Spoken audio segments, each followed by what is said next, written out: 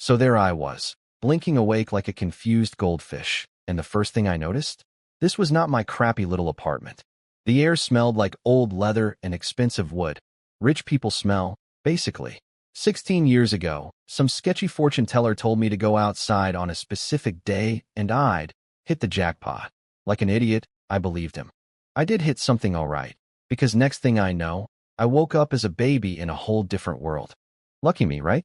I'm now Ron Windsor, fifth son of the Snow Wolf Earl family. Sounds cool, right? Wrong. Being the fifth son in this family is like being the backup dancer behind four Beyoncés. My ranking in this household is barely above the old dog that hogs the sunny spot in the courtyard. Let me break down my family real quick. Mom's from some big-shot magic clan. Her dad is literally the Grand Duke of the entire Northern Territory. Dad's a powerful earl whose family name makes even higher-ranked nobles smile nervously. Big Bro Carlos. Already the heir, built like a weapon, radiates. I own this place, energy. Second and third brothers got their own lands and titles. Fourth bro Leon, off studying at some elite magic academy like a fantasy world Hogwarts kid. And me? Oh, little Ron. Everyone's like, what's the fifth kid up to? Counting flowers in the garden again. I trained hard since I was little, but my body just refused to cooperate. Talent? Zero. Dad started looking at me the way a boss looks at the intern who broke the printer. Disappointed, but trying to be professional about it. So I hatched a brilliant plan. Get out. At my coming-of-age ceremony, I asked Dad to let me go develop some frozen wasteland on the border. Sounds miserable? Perfect. Miserable means nobody fights me for it. No backstabbing, no politics, just me and some frostbite. Freedom, baby. But before I could even reach the family meeting hall, my brothers ambushed me in the hallway like it was a surprise party I never asked for. Carlos slapped my shoulder so hard, I almost face-planted into the carpet. Little bro, love the spirit. Then he dropped a chest of 10,000 gold coins at my feet. Literally almost crushed my toes. Plus 3,000 farm worker slaves and a 100-man infantry guard. Just casually, like handing someone a sandwich. Before I could pick my jaw off the floor, second bro Vincent rolled up, all cold and sharp like a human icicle. He threw in 100 fully equipped cavalry soldiers and 10 bronze-rank knights. They answer only to you now, he said, like he was giving me the TV remote, not an entire military unit. Then third bro Fletcher, the family's grain baron, basically a walking Costco, waddled over and promised me enough food to feed 10,000 mouths for a year. Rice, rye, beans, jerky, the works. Not enough? Just holler. My warehouses go deeper than you think, he said, grinning like Santa Claus if Santa ran a logistics empire. I was already mentally short-circuiting when fourth bro Leon glided in like a silent ghost in his fancy wizard robes, all glowing runes and zero warmth. He shoved a crystal box into my hands containing 100 vials of ultra-rare healing potion called Frost Heal, stuff so expensive it could bankrupt minor nobles. If you run out, he said with all the emotion of a refrigerator, message me. Thanks, bro. Very warm. Literally freezing, actually. I'm standing there, brain melting, holding a fortune in potions, standing next to a chest of gold, with an army and a year's food supply, basically gift-wrapped for me. I came here expecting to rough it in the frozen wilderness like some kind of medieval survivalist. Instead, my brothers just handed me a small kingdom's worth of resources. This isn't frontier hardship. This is an armed luxury vacation. And then, heavy footsteps. The floor shaking. A massive figure storming down the hallway like an angry refrigerator in a gold-trimmed coat. Face purple with rage, eyebrows practically vertical. Dad had arrived. So Dad finally showed up, and oh boy, he was mad. But not at me. At my brothers. See, the old man had spent half the night preparing a dramatic speech for my send-off. And these four knuckleheads stole every single line. The man was redder than a tomato in a sauna. You little punks, he roared so loud the tapestries on the walls were shaking. You stole my thunder. My own son is leaving to conquer the frontier, and I, his father, the YRL, don't even get an opening line? Do I even exist in this family? Now, a smart person would have stayed quiet. But something possessed me. Maybe it was greed. Maybe it was stupidity. Probably both. Dad? I put on my most innocent puppy dog face. How about you just keep it simple? Maybe some startup cash? Gold coins. That popped his rage balloon instantly. His eyes went from murder mode to cautious hope. Finally, something he could do. How much? He barked, puffing up his chest, ready to be the generous patriarch he'd rehearsed all night. Name your price. My son will not leave this house without proper. 100,000. I said it before my brain could stop my mouth. Clean. Crisp. No hesitation. Like a kid asking for candy at the market. Except the candy costs enough to fund an entire night regiment for a year. The hallway went dead silent. You could hear dust particles hitting the floor. The butler's eye was twitching like it had its own heartbeat. Dad froze mid-gesture. Arms still raised, mouth still open in that generous arc. But his eyes? His eyes said, my son is trying to financially assassinate me. His face cycled through colors I didn't know human skin could produce. Purple, gray, white, back to purple. He looked like a broken traffic light. Before he could either explode or have a stroke, salvation. Or rather, destruction. Depends on whose side you're on. Oh, shut it, you cheap old rooster, Mom arrived. Lady Lydia Windsor, daughter of the Frost Raven Duke, one of the most powerful men in the entire North. High-level mage, wearing a dark purple wizard robe covered in glowing defensive runes and starlight sapphires. Hair pinned up with a gemstone hairpin that probably cost more than most people's houses. She walked in like she owned the hallway, the castle, and everyone's dignity in it. She gave Dad one look. Just one. The mighty Earl, the fearsome snow wolf, the man whose name makes nobles sweat. He physically shrank. His neck retracted like a startled turtle. Then Mom turned to me, and her icy death stare melted into pure, weaponized maternal love. Son, take this. She casually dropped a massive enchanted mithril chest, twice the size of Carlos's box, covered in magic gems, with space expansion runes and anti-theft barriers, right on top of everything else. 200,000 gold coins. Spend it however you want. Don't bother asking your cheapskate father for permission. A servant in the corner dropped a silver candlestick. Nobody noticed. Nobody breathed. But Mom wasn't done. Oh no. And if anyone gives you trouble out there, she said, chin raised like a queen sentencing peasants, your grandfather's Frost Raven Ridge Fortress is less than 200 miles north of your new territory. Go find your Uncle Andre. He commands the garrison up there. He's one of the Empire's top military commanders. Tell him Mommy sent you. He'll handle it. Dad's face was now a color that doesn't exist in nature. He opened his mouth, closed it, opened it again. All that came out was a long, wheezy hiss. The sound of a man whose wallet and dignity just got obliterated by his own wife in front of his entire household staff. So let me do the math on what just happened to me.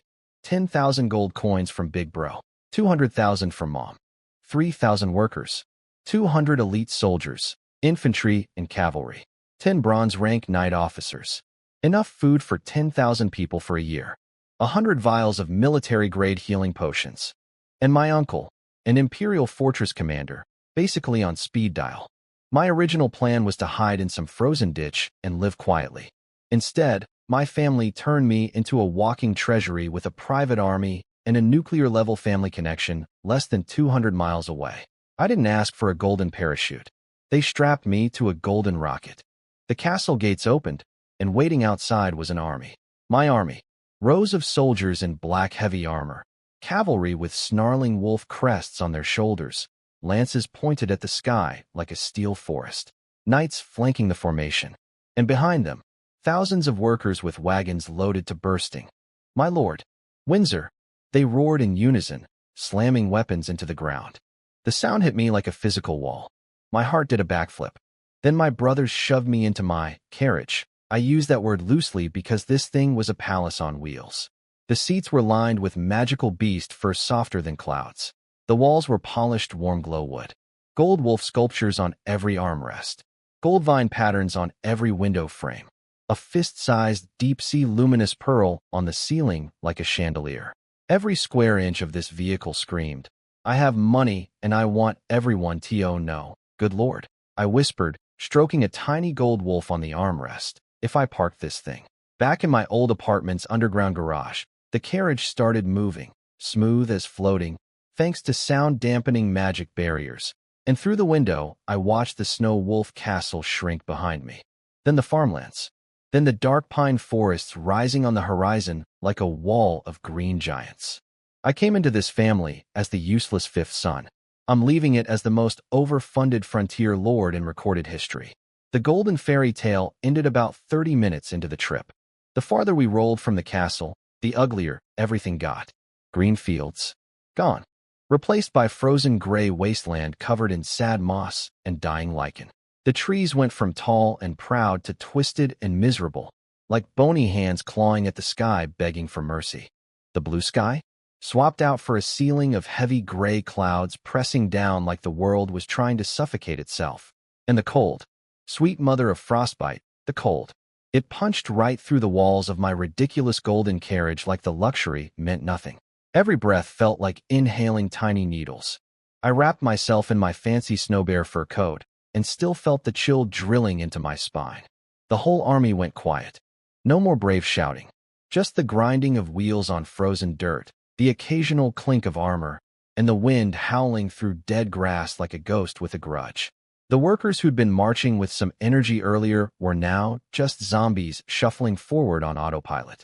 Inside my gold-plated rolling palace, surrounded by jeweled wolf sculptures and pearl chandeliers, staring out at an endless frozen wasteland, the contrast was honestly ridiculous. Like eating caviar in a dumpster. Then something tapped on my window. 3 quiet, deliberate knocks. Not the wind, not the road noise. Something else.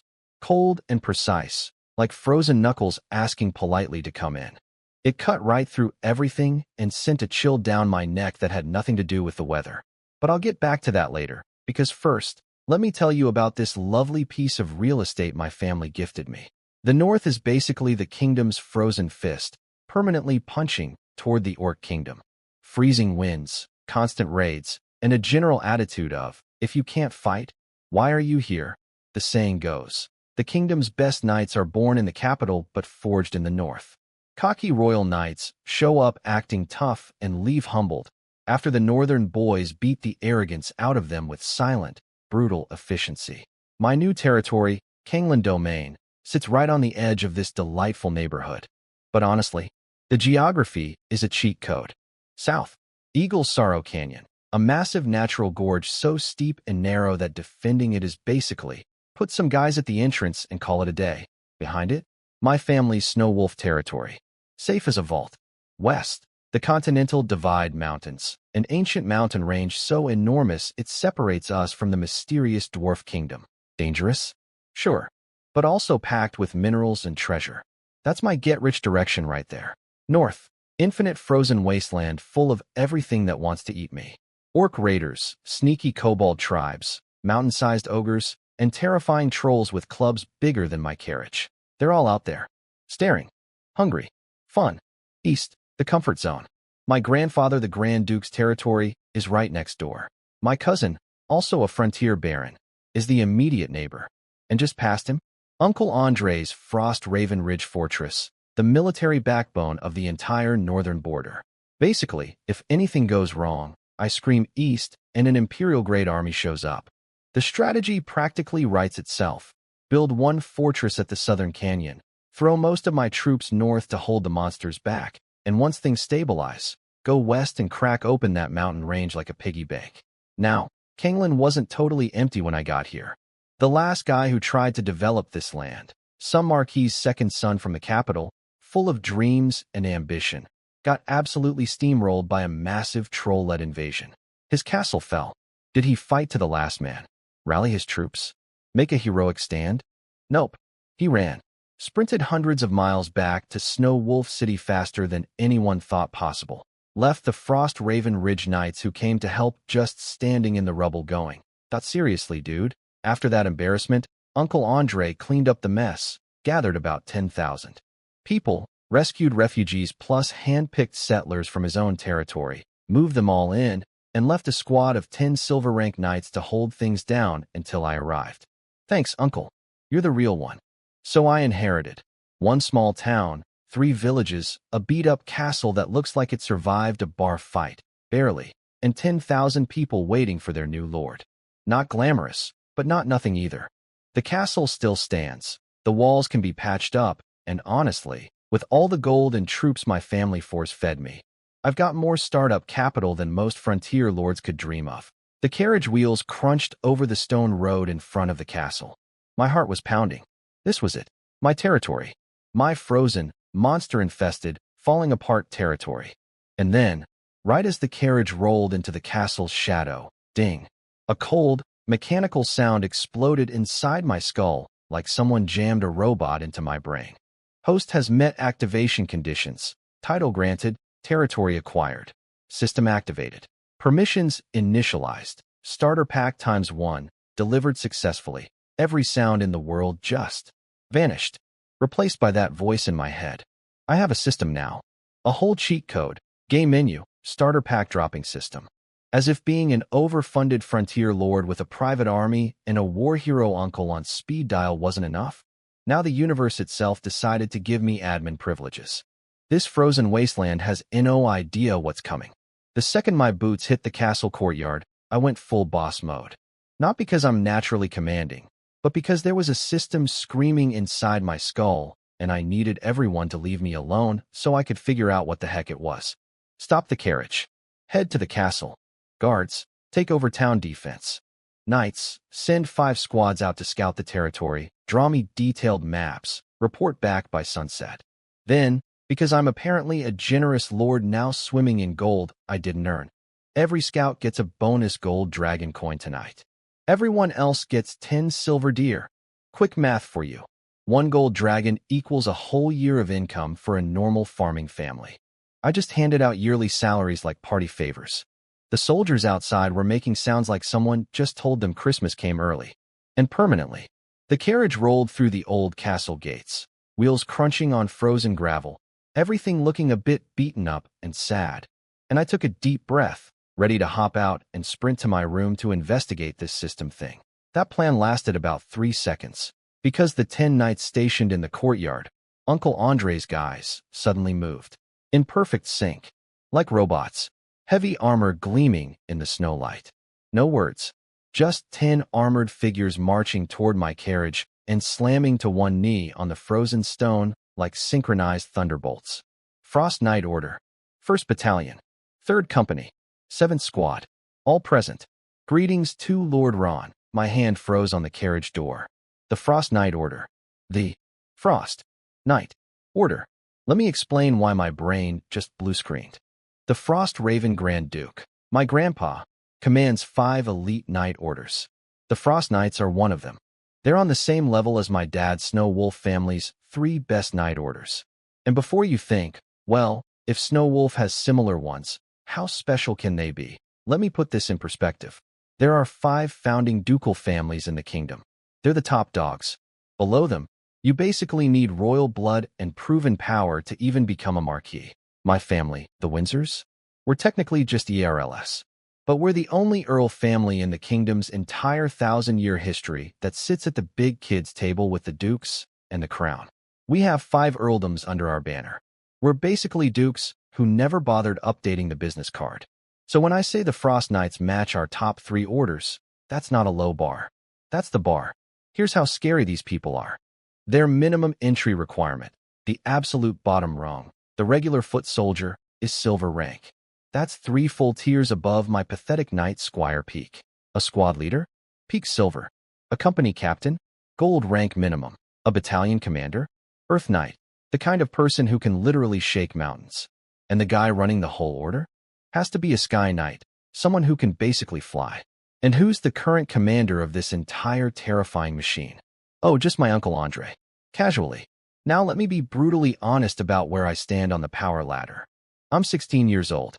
I've trained my whole life, and after all that effort, I barely reached the peak of Knight Squire, the 1st level. I haven't even broken through to Black Iron yet, which is level 2. My 3rd brother Fletcher, the merchant guy who barely trains, is already at mid-tier Black Iron. I am literally the weakest person in my entire family. The family floor, the basement, the parking garage under the basement. My 4 brothers. Big bro Carlos is a born commander. 2nd bro Vincent is a cavalry beast. 4th bro Leon is a peak level mage. Even business bro Fletcher outranks me in combat. I'm the guy they'd put behind the supply wagons during a battle and tell to stay there and count beans. And yet, 10 silver rank knights, any single, one of whom could annihilate my entire bronze rank escort plus me without breaking a sweat, just knelt before me like I was their king. Because of my last name. Because Windsor blood married Augustus blood. And when those two family trees cross, apparently the universe just hands you a military-grade cheat code. I stood there on the frozen stones, looking down at 10 silent silver statues of pure lethality kneeling at my feet. And for the first time, I truly understood what it means to be born into power you absolutely did not earn. Rise, I said, trying very hard to sound like I deserved any of this. I did not. But they rose anyway. And somewhere deep in my skull, a system window was still blinking, waiting for me to open my starter pack. Today is a lot. Now let me tell you why those 10 silver knights knelt for me specifically. And it's honestly kind of adorable in a terrifying military dynasty sort of way. I'm Uncle Andre's youngest nephew, the baby of the whole Augustus Windsor bloodline combo.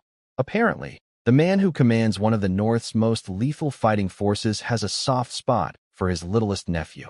Maybe he's projecting some unfulfilled fatherly feelings onto me? I don't know. I'm not complaining. The man sends silver knights as babysitters. Most kids get a nanny. I got a kill squad. Their loyalty isn't to me, specifically. It's to what I represent.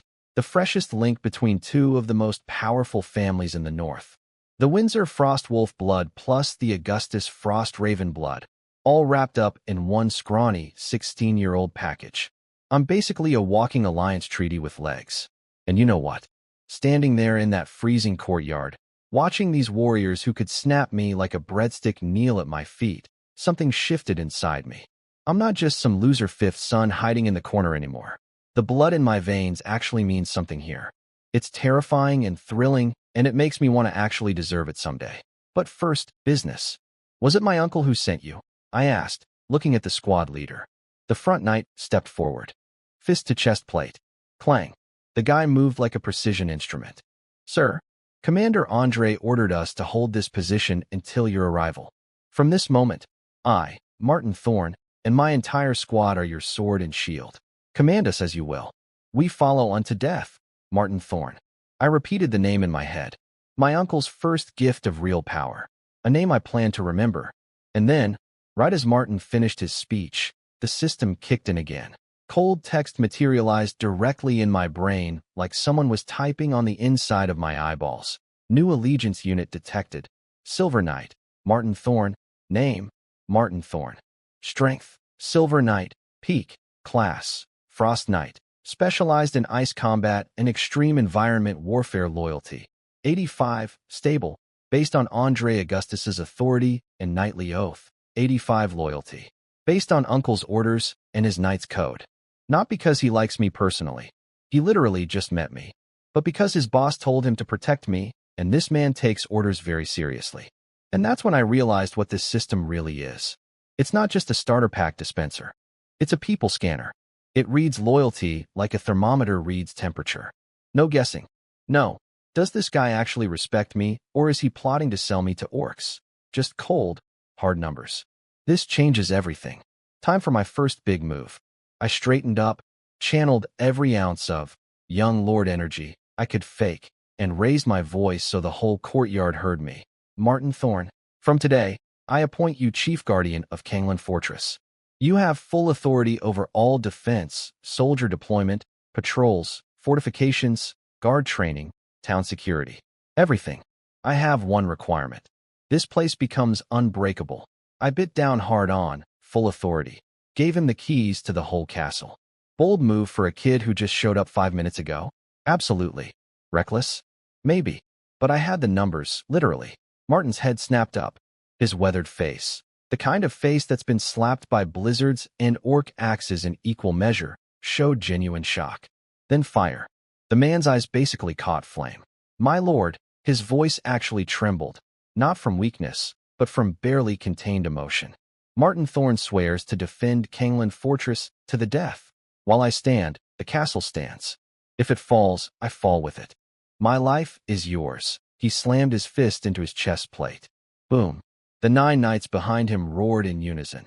Our lives for the Lord. And right on cue, ding. The system pinged again, cold and mechanical as ever. Loyalty surge confirmed. Martin Thorne, loyalty, 90 from 85 to 90. In 30 seconds. Just because I trusted him with real responsibility. That number hit me like a truck full of revelation. The oath wasn't just dramatic words. It was real. 90% real. The system confirmed it. This man meant every syllable. His burning hot pledge and the system's ice-cold number lined up perfectly, passion verified by data. And that's when I truly understood what I had. This system doesn't just show me stats. It shows me who's real. It turns gut feelings into science. In a world of scheming nobles and hidden daggers, I have a built-in lie detector for loyalty. Martin Thorne went from uncle's borrowed soldier to my first cornerstone in the span of one heartbeat. The first brick in whatever empire I'm going to build on this frozen wasteland. The doubts, the insecurity, I'm just the weak little fifth son blues. Crushed, ground to powder under a foundation stone labeled Martin Thorne, loyalty, 90, my first real decision as a lord. Handing this man the keys to my entire base just got validated by cosmic cheat software. I think I'm going to like this system. I locked the study door behind me. Dusty bookshelves, dim light through narrow windows, heart pounding like a war drum. System, I whispered it into the void of my own brain like a crazy person talking to an imaginary friend. Except this imaginary friend answered immediately. Boom. Cold. Mechanical. Zero personality. Like two metal slabs colliding in outer space. Blue text burned itself directly into my consciousness. User command recognized. Summoning system core. Identity confirmed. Ron Windsor. Connection active. Can you introduce yourself? Look, I've read 1,000 isekai novels in my past life. I know how systems work, but when one actually shows up in your head, your mouth still goes dry. System name, Empire War System, core objective, accelerate host's personal power, expand host's territory, ultimate goal, assist host in establishing their own imperial order, empire. War. System. 3 words. Brain, exploded. Then it got better. Way better. The system has 2 main features unlocked. First one, Imperial Conscription. Basically, I can spend gold to convert my soldiers into standardized troops from the ancient Caradel Empire military system. They get instant equipment, can earn experience from battles and training, and can level up over time. And here's where I almost bit through my own tongue, because the troop names, the upgrade paths, the entire military tree, it's from Mount and Blade 2, Bannerlord. The Kolratic Empire faction. From my favorite video game in my past life. I am not making this up. The universe reincarnated me into a fantasy world, and then gave me a cheat system based on a PC game I was addicted to. What are the ODDS? Here's the breakdown of what I can currently convert. My 13,000 civilians can become Imperial recruits, bottom tier, but it's a start. My 100 Black Iron Infantry become proper Imperial infantry. My 100 Black Iron Cavalry become Imperial Guard recruits. My 10 Bronze Knights upgrade to Imperial Citizen Cavalry. And my 10 Frost Knights? They convert into Imperial Heavy Riders, elite tier. The civilian troops can grow all the way up to gold rank through experience. The Noble Cavalry line? All the way to Earth Knight level. And if any individual soldier hits their ceiling and has enough talent, the system can trigger a special evolution, breaking past their limit into rare hero class units. They keep their gear too. The system equipment isn't forced, just provided as a baseline. Want to swap it for something better later? Go ahead. The system doesn't care. My hands were shaking. This is insane. In the game, top-tier troops were the endgame. Here, they're the starting line. They can keep growing beyond the game's limits. But then, system. Open the starter pack. Activating Beginner's Guidance Package. Contents delivered. Imperial Cataphract X10. That's 10 fully armored heavy cavalry at gold rank. Full gold tier horse armor. Lances, heavy plate, shields, and sabers. Gold. Rank. 10 of them.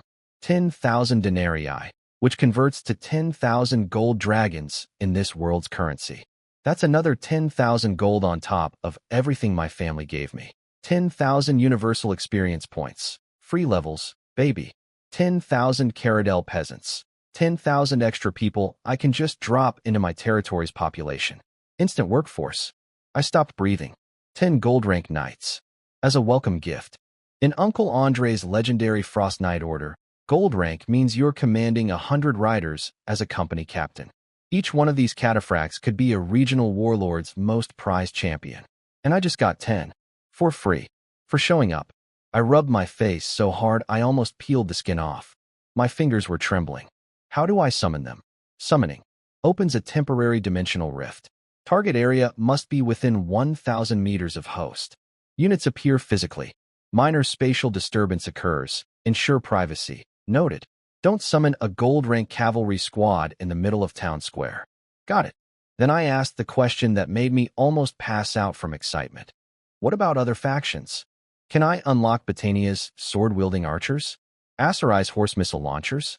Sturgia's berserkers? Multi-faction unlock conditions. Expand your territory significantly. Raise your noble rank.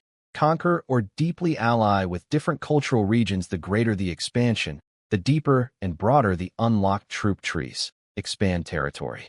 Raise my rank. Conquer new lands. And in return, the system opens up more civilization tech trees. More troop types. More paths to power. Ha ha ha. I couldn't hold it in anymore. Full supervillain laugh. Echoing off the dusty bookshelves of this beaten-up castle study. Completely unhinged. Absolutely zero regrets. This isn't just a cheat code. This is a roadmap. Expand, conquer, unlock, grow, all the way to building my own empire. The system basically handed me the instruction manual for world domination and said, good luck, have fun. 10 gold-rank cataphracts standing by. 10,000 new citizens ready to deploy. A war chest that would make kings jealous. A loyalty scanner built into my brain. And an entire military evolution tree from my favorite video game made real. I came here planning to survive. Now I'm planning to rule. Okay, deep breath. Laughing over. Time to be a lord. First order of business. Get those cataphracts and 10,000 peasants out of the system and into reality. I focused on the snowy field about 900 meters from the castle gate and fired the mental command. System.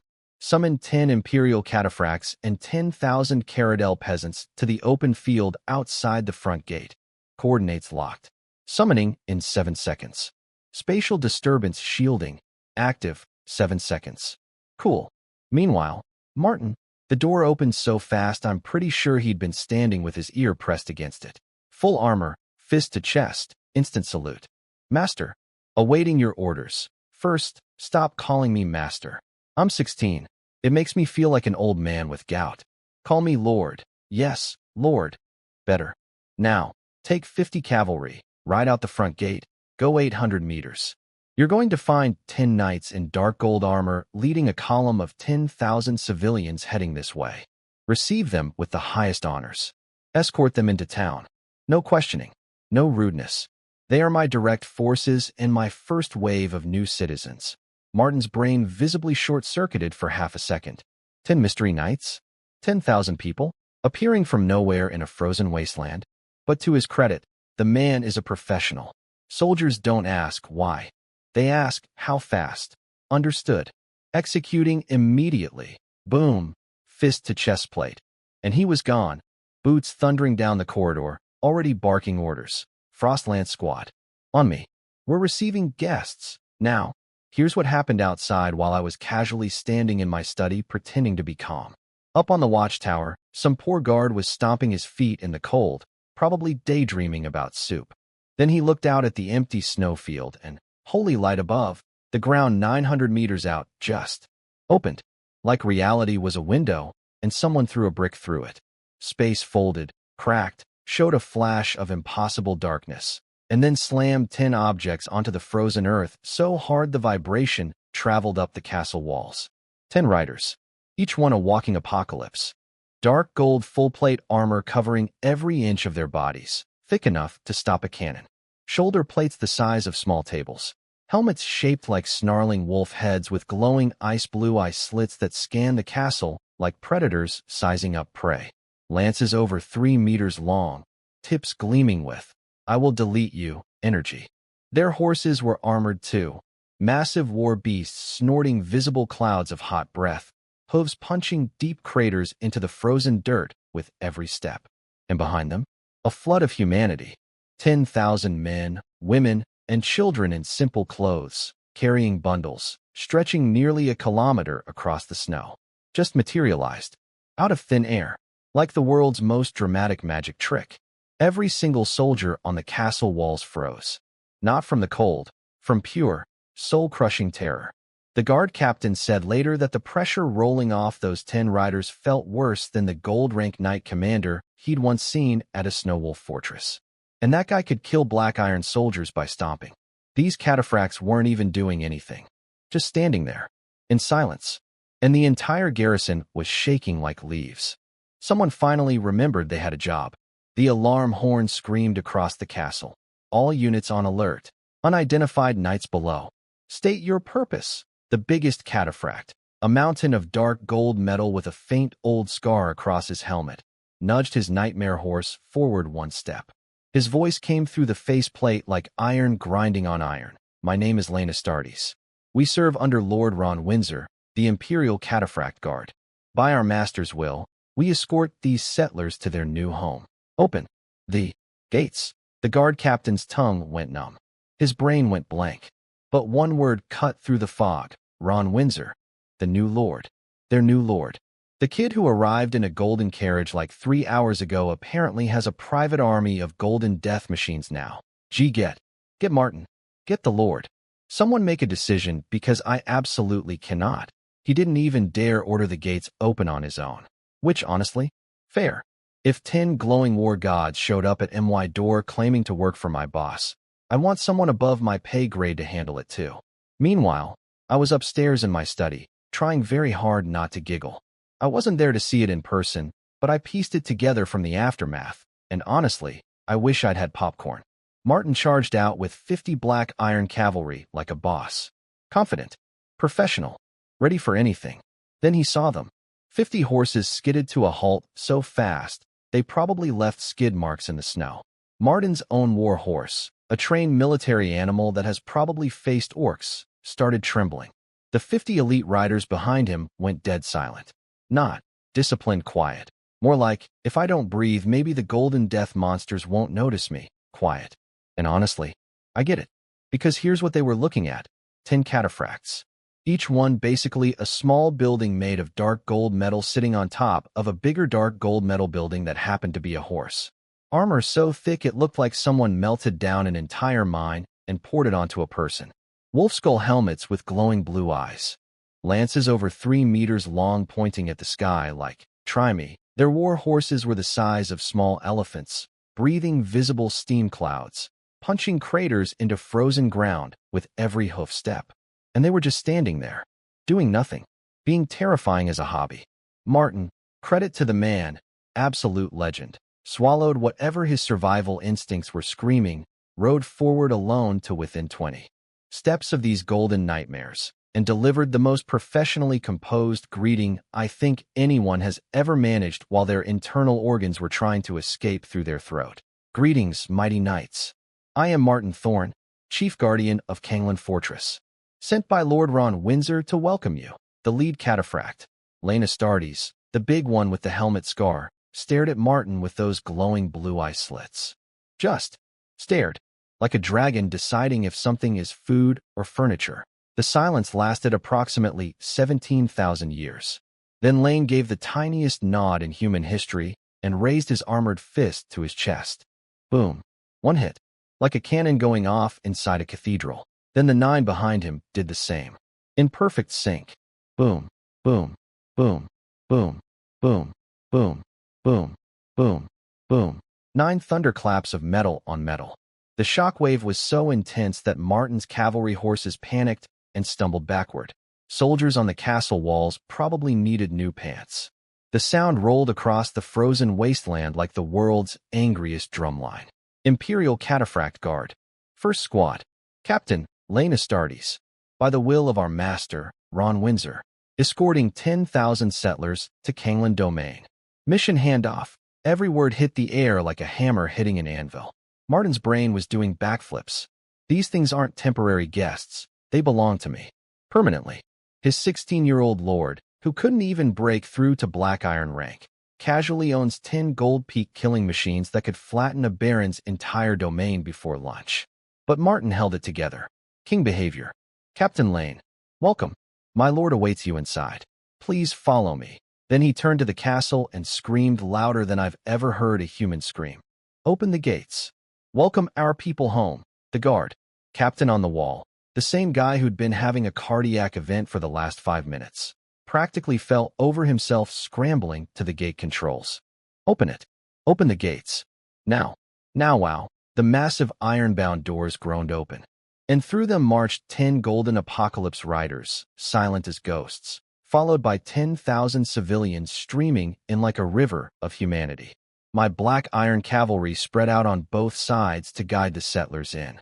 They were doing their jobs, sure, but every single one of them kept sneaking terrified glances at the cataphracts passing by. The pressure those 10 riders gave off wasn't something you could ignore. It was like standing next to a volcano and pretending you're fine.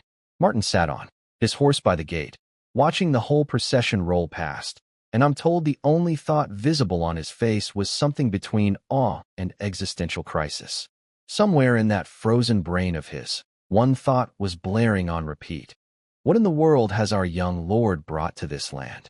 Kanglan Domain is about to change forever, and up in my study, behind closed doors, I was sitting at my desk, pretending to read reports, absolutely vibrating with excitement. Day 1 as a frontier lord. Private army of golden super soldiers, deployed. 10,000 new citizens, arrived. Chief Guardian, loyal and terrified in the best way. System, operational and broken beyond belief. Not bad for a kid who came here to hide. Right. So while my new Golden Terror squad was making everyone outside question their life choices, I was in my study discovering the most broken mechanic in the history of cheat systems. System, what does the personal experience pool do? Personal experience pool. Energy reserve exclusively for upgrading the host's body and abilities. Okay, cool. So I can use those 10,000 points to power myself up. But how do I get more points? Conversion ratio, 1,000 to 1. For every 1,000 experience points earned by any unit under your command, through combat, training, or missions, 1 point flows into your personal pool. This ratio is fixed. I stared at that number. 1,000 to 1. Sounds terrible, right? Sounds stingy? Wrong. It's the most overpowered thing I've ever seen in my life. Let me explain why my brain nearly caught fire. I am, and I cannot stress this enough, the worst fighter in my family. Peak Knight Squire. Level 1. My merchant brother who spends his days counting grain sacks is stronger than me. I have the combat talent of a wet napkin. But now, none of that matters. Because my personal growth is no longer tied to my pathetic body swinging a practice sword. It's tied to my army. Every soldier I command who kills something, trains hard, or wins a battle, a tiny trickle of their experience flows upward, into me. 1 soldier earning experience? Barely a drop. 100 soldiers? A stream. 1,000 soldiers fighting a war. A river. 10,000. A flood. The weakest talent in the family. Doesn't matter when your leveling method is, sit on a throne while 10,000 people grind experience for you. I don't need to be talented. I need to be a warlord. This isn't a knight's path. This isn't a mage's path. This is an emperor's path. Every single person who follows me becomes a battery feeding my power. The bigger my army, the faster I grow. The more wars I fight, the stronger I become. It's a snowball rolling downhill into an avalanche. And how exactly do my soldiers earn experience? Primary source: war, killing, or defeating enemy combatants. Note: difficulty matters. Crushing weak enemies gives minimal returns.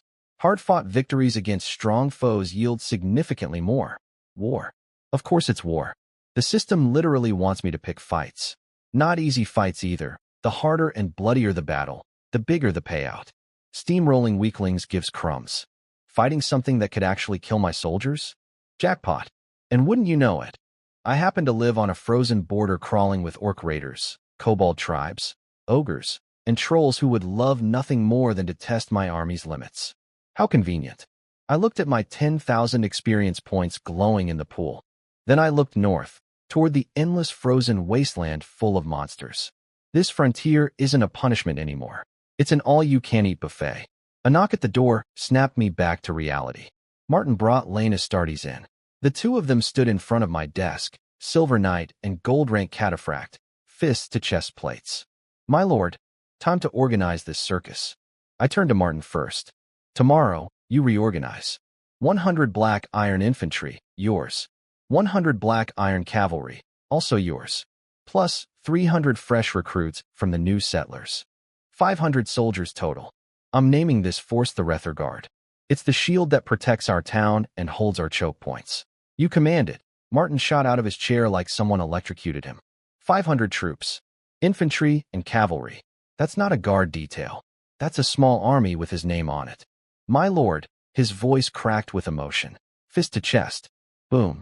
I swear on my blood. I will forge this shield. While I breathe, the city stands. If it falls, I fall with it. Sit down, Martin. You're going to dent your armor. Then I turned to Lane. The room temperature dropped about 10 degrees just from making eye contact with that glowing blue visor. Lane, your 10 Imperial cataphracts are the spearhead. The 9 Frost Knights, already here, under your command. My 10 Bronze Knights, your lieutenants and scouts. That's 29 elite riders as the core. Add 71 hand-picked recruits from the settlers as squires and reserves. 100 riders total. I'm naming this force the Imperial Cataphract Knight Order. Lane erupted out of his chair. His dark gold armor caught the firelight and blazed like molten metal. The sound his fist made hitting his chest plate was less of a salute and more of a detonation. Boom. The fireplace flames actually flickered from the shockwave. By your command. His voice wasn't cold metal anymore. It was a volcano waking up. Where the Imperial lance points, there lies our master's border. The glory that once shattered continents shall be reborn through U.S. Martin, sitting 3 feet away, looked like his skin was trying to crawl off his body from the sheer intensity. I stood up, walked right up to Lane's terrifying glowing face, looked straight through that visor. Good. Let this Imperial lance pierce the northern wind. And let this entire continent remember the name Kanglan. The fire crackled. 3 shadows stretched across the stone wall. The shield, the spear, and the kid with a system who's about to make this frozen wasteland very interesting. Day 1 isn't even over, and I've already got a 500-man garrison, a 100-rider elite knight order led by gold-rank monsters, a loyalty scanner, an experience farming scheme, and a starter pack that would make actual kings cry. The North has no idea what just moved in. 1 week later, and let me tell you, being a lord sucks. You know what nobody tells you about ruling a frontier territory? The paperwork. The endless, soul-destroying, eye-bleeding paperwork. I came here expecting sword fights and glory. Instead, I got spreadsheets and migraines. First week, here's what I did. Surveyed the entire territory, mapped out resources, found some usable resource deposits, and split my 10,000 system-summoned settlers into 5 groups to build 5 new villages. Sounds productive, right? Sounds like I've got things under control. I do not have things under control. Good news. The soil here is black earth. Same stuff as northeast China from my past life. Incredibly fertile. Could rival the farmlands down south if managed properly. Bad news. My farming knowledge consists entirely of random things my parents and grandparents mentioned at dinner. I'm running 20,000 people's food supply on half-remembered family small talk. With the family's food supply and my new population, I've got over 20,000 mouths to feed. Soldiers eat way more than normal people, by the way. So I threw farming precision out the window and assigned every available person 40 acres each. Figure it out was basically my agricultural policy. The previous lord had already cleared some farmland, but nowhere near enough for my bloated population. Plus, my expansion direction is toward the western mountains, which means my settlers are chopping trees and plowing fields at the same time and building new villages. After an entire week of 10,000 people working themselves ragged, we managed to clear 40,000 acres. Sounds impressive until you realize that's 10,000 people working for 7 days straight. The math is depressing. Meanwhile, military spending was eating me alive. I converted the Rether Guard into system troops. The 300 fresh recruits became level 1 Imperial recruits. The Black Iron soldiers upgraded to level 2 Imperial infantry. Simple enough. But here's where the system decided to personally attack my wallet. Level 1 recruitment cost? 10 gold dragons per soldier. Level 2? 15 each. The Rether Guard alone cost me 5,500 gold dragons. I could physically feel my money evaporating. Oh, and fun surprise, the system's troop tree doesn't have a civilian cavalry upgrade path. Only noble bloodline troops can become cavalry. So I had to yank my 100 black iron riders out of the Rether Guard and shove them into the Knight Order instead, bumping it up to 150 riders. The Knight Order recruitment? 3,500 more gold dragons. Because every single recruit needs to be at least Knight Squire level before the system will even touch them. My gold reserves were hemorrhaging like a broken fire hydrant. I watched the numbers drop and felt my soul leave my body in installments. The one silver lining: the system-issued gear for low-level troops is absolute garbage.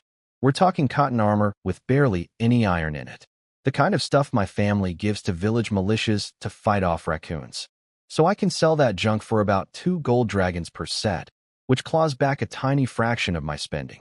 And my territory actually has decent mines: 3 level 1 iron deposits, 1 level 2 refined iron deposit, and 1 level 3 cold iron mine. My family's blacksmiths can forge much better equipment than the system's starter trash.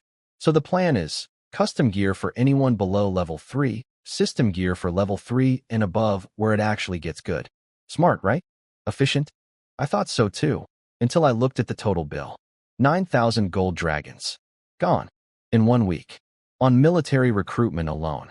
Not counting blacksmith costs, building materials, food consumption, or the 17 settler disputes I had to personally mediate, because apparently, when you cram 20,000 strangers together on frozen dirt, people get cranky. But you know what?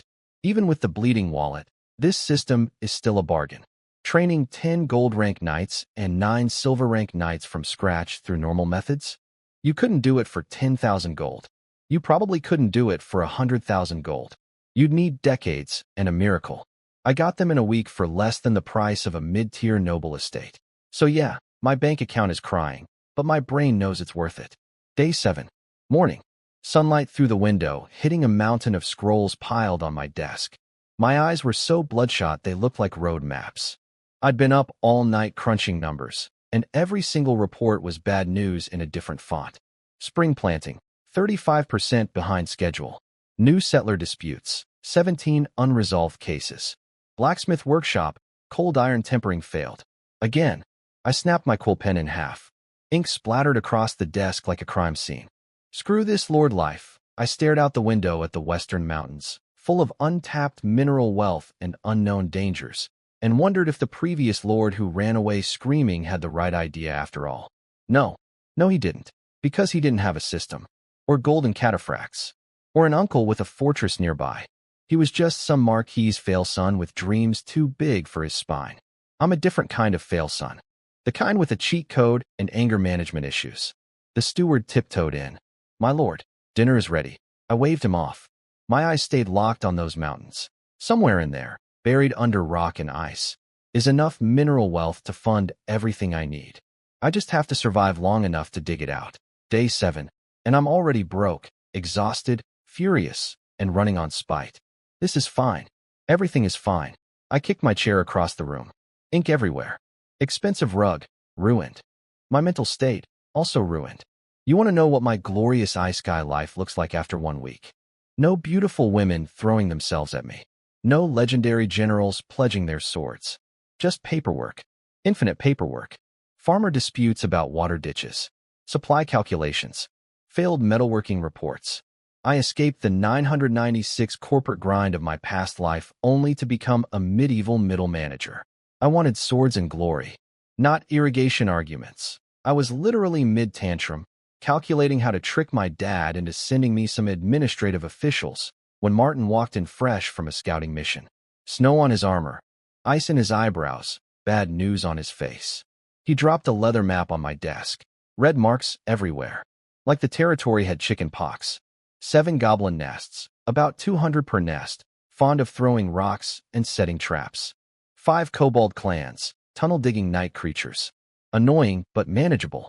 Then Martin's finger stabbed the northwest corner of the map like he was trying to murder it. 20 adult trolls. Each one fights at bronze knight level. They've enslaved kobolds as minions. Enough for a small war. Trolls. Great. But honestly, Lane's gold rank cataphracts could handle trolls before breakfast. Problem solvable. Next. Then Martin flipped to the second map, and my stomach dropped through the floor. Orcs. I shot up so fast my desk groaned. There it was, an axe symbol painted in actual beast blood on the eastern section. Nearly 100 warriors, all above apprentice level. At least 5 silver rank orc champions. And Martin swallowed hard. We found traces of a shaman altar. The room went cold. Shaman altar means totem magic, battlefield healing, and most terrifyingly, it probably means their chief is gold rank. Maybe the shaman too. 2 gold rank orcs running around my territory? Without proper defenses, they could wipe out every village except the ones close to town. One bad night, and I'm back to 0. Good news, Martin added quickly, we haven't confirmed their gold rank yet. But they're stockpiling food. Probably preparing one last raid before winter. I stared into the fireplace, memories from this world's knowledge flooding back. Orcs can rip chainmail apart with bare hands. When they go berserk, they'll charge heavy cavalry head-on. Northern saying, 10 orcs charging requires 20 human soldiers dying to stop them. Fun people. I grabbed the bronze bell on my desk, the symbol of lordly authority, ready to summon Lane and start planning a 3-day offensive campaign. But then I looked out the window. Black smoke. Northern horizon. Faint but unmistakable. Martin saw it too. His face went whiter than snow. That's the direction of Scout Team 3. Get Lane. Flying Tiger Knight order moves north now. Yeah, I renamed the Cataphract unit, Flying Tiger Knights, for public use. Because calling them the Imperial Cataphract Guard, in a kingdom with a royal family that gets twitchy about the word Imperial, seemed like a great way to get assassinated. Political Survival 101. The messenger sprinted out, and across the frozen wastes, something ugly was already in motion. 3 goblin tribes and 2 kobold clans, too stupid or too hungry to store enough food for winter, had looked at my newest northern village, Chilian, and thought, free lunch, 800 of them. A tide of green and brown filth rolling across the tundra, stinking of rotten meat and sulfur. Goblins with crude weapons. Kobolds with rusty axes dripping green slime. The kind of army that looks pathetic individually but terrifying as a swarm. But here's why I'm not a complete idiot. I'd already stationed troops up there. I knew the North was the biggest threat from day one. So Chilian had a 100-man infantry company and 50 archers from the Rether Guard, plus a night patrol squad from Lane's order running perimeter sweeps. And then my scouts found something worse hiding behind the goblin swarm. Over 100 Gnoll warriors, with silver rank Gnolls among them. These dog-faced hyena people were using the goblins as cannon fodder while they lurked in the back waiting to strike. My silver rank patrol captain spotted them, grit his teeth, and growled. So they think Kingland Domain is a soft target, huh? Signals already sent. Reinforcements are coming. Not one of these animals escapes. Then the ground started shaking. The monsters crested the snow ridge. 300, 500, 800. A putrid wave of claws and teeth pouring over the horizon toward Chilian's wooden walls.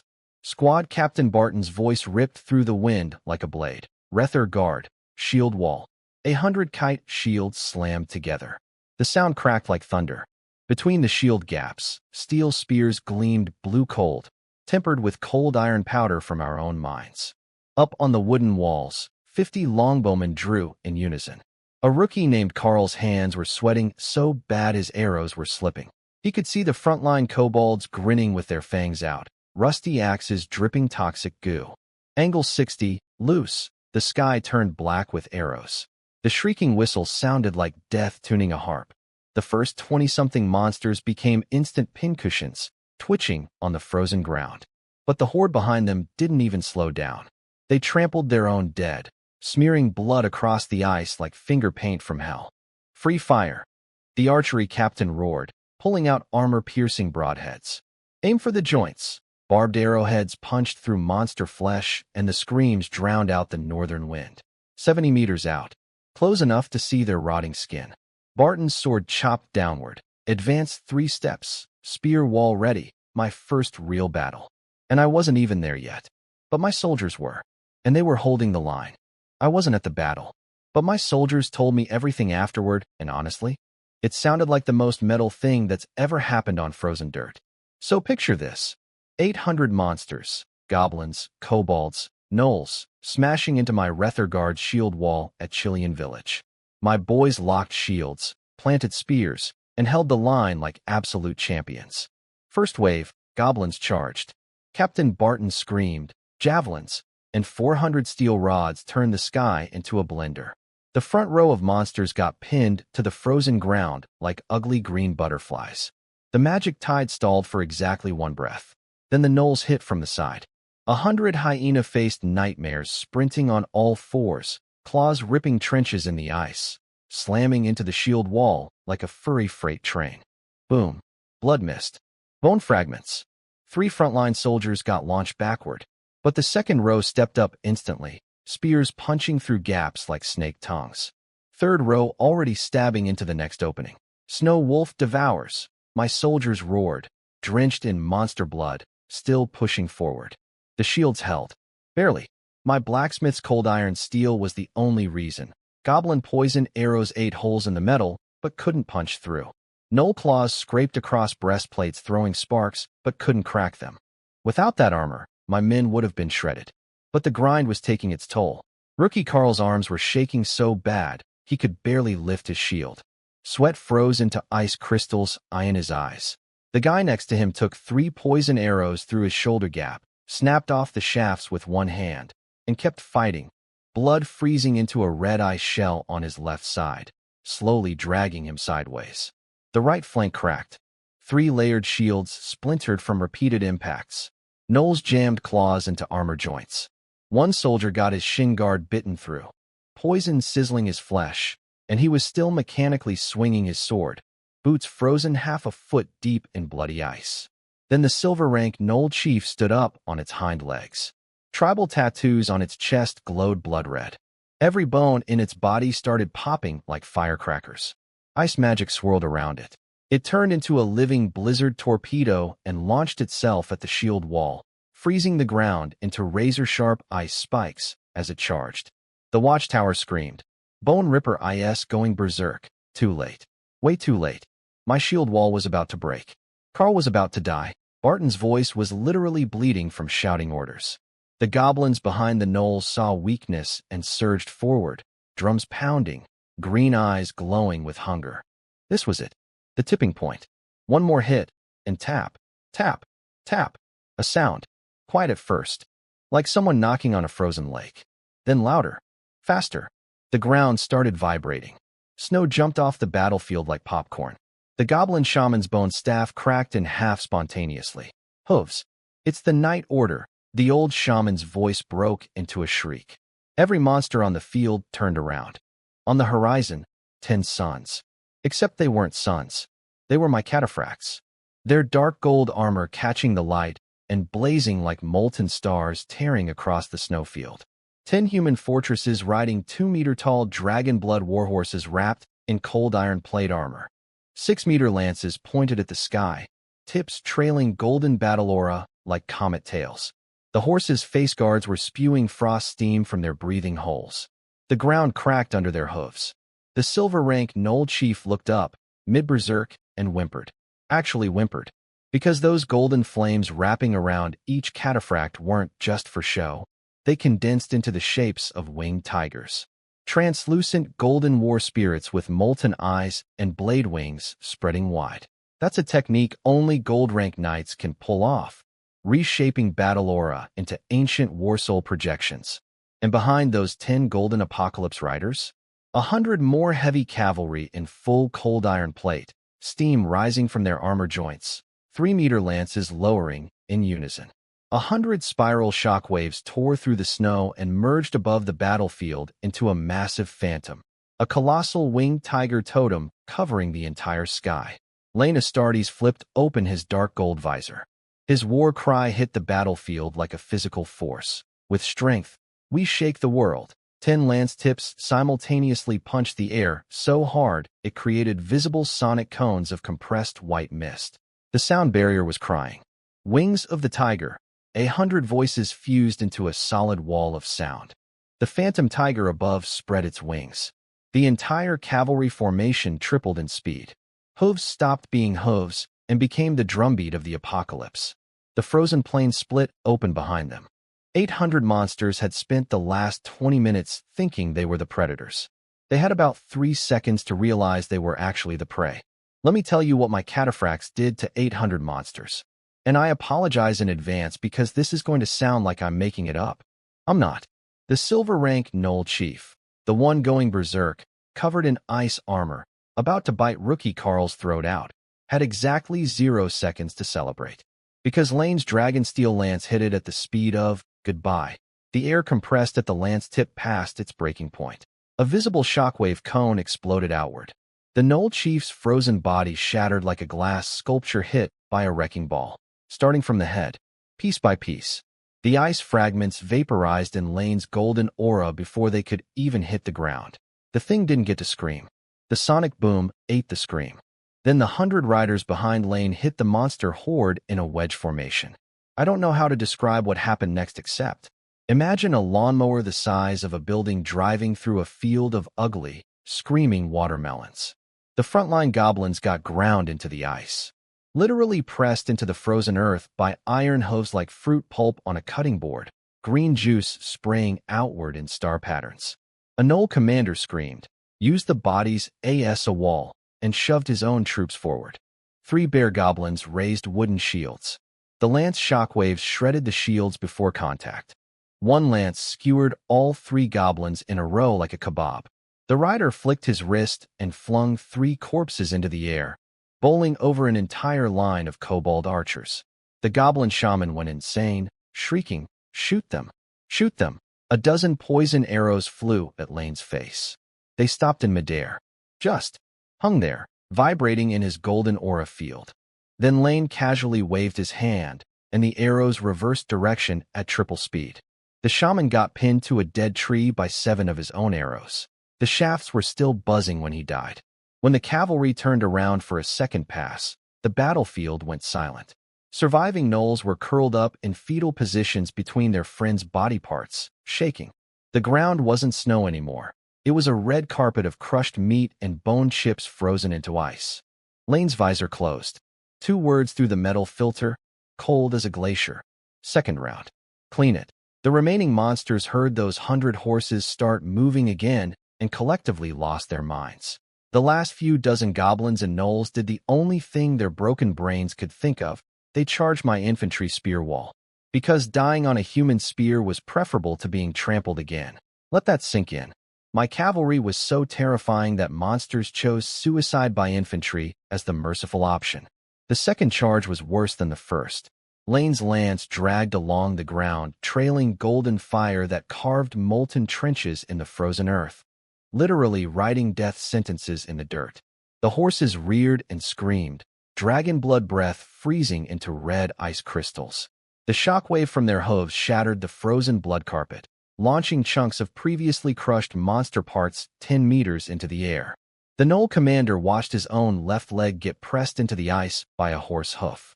The compression wave from the impact turned his upper body into scattered pieces.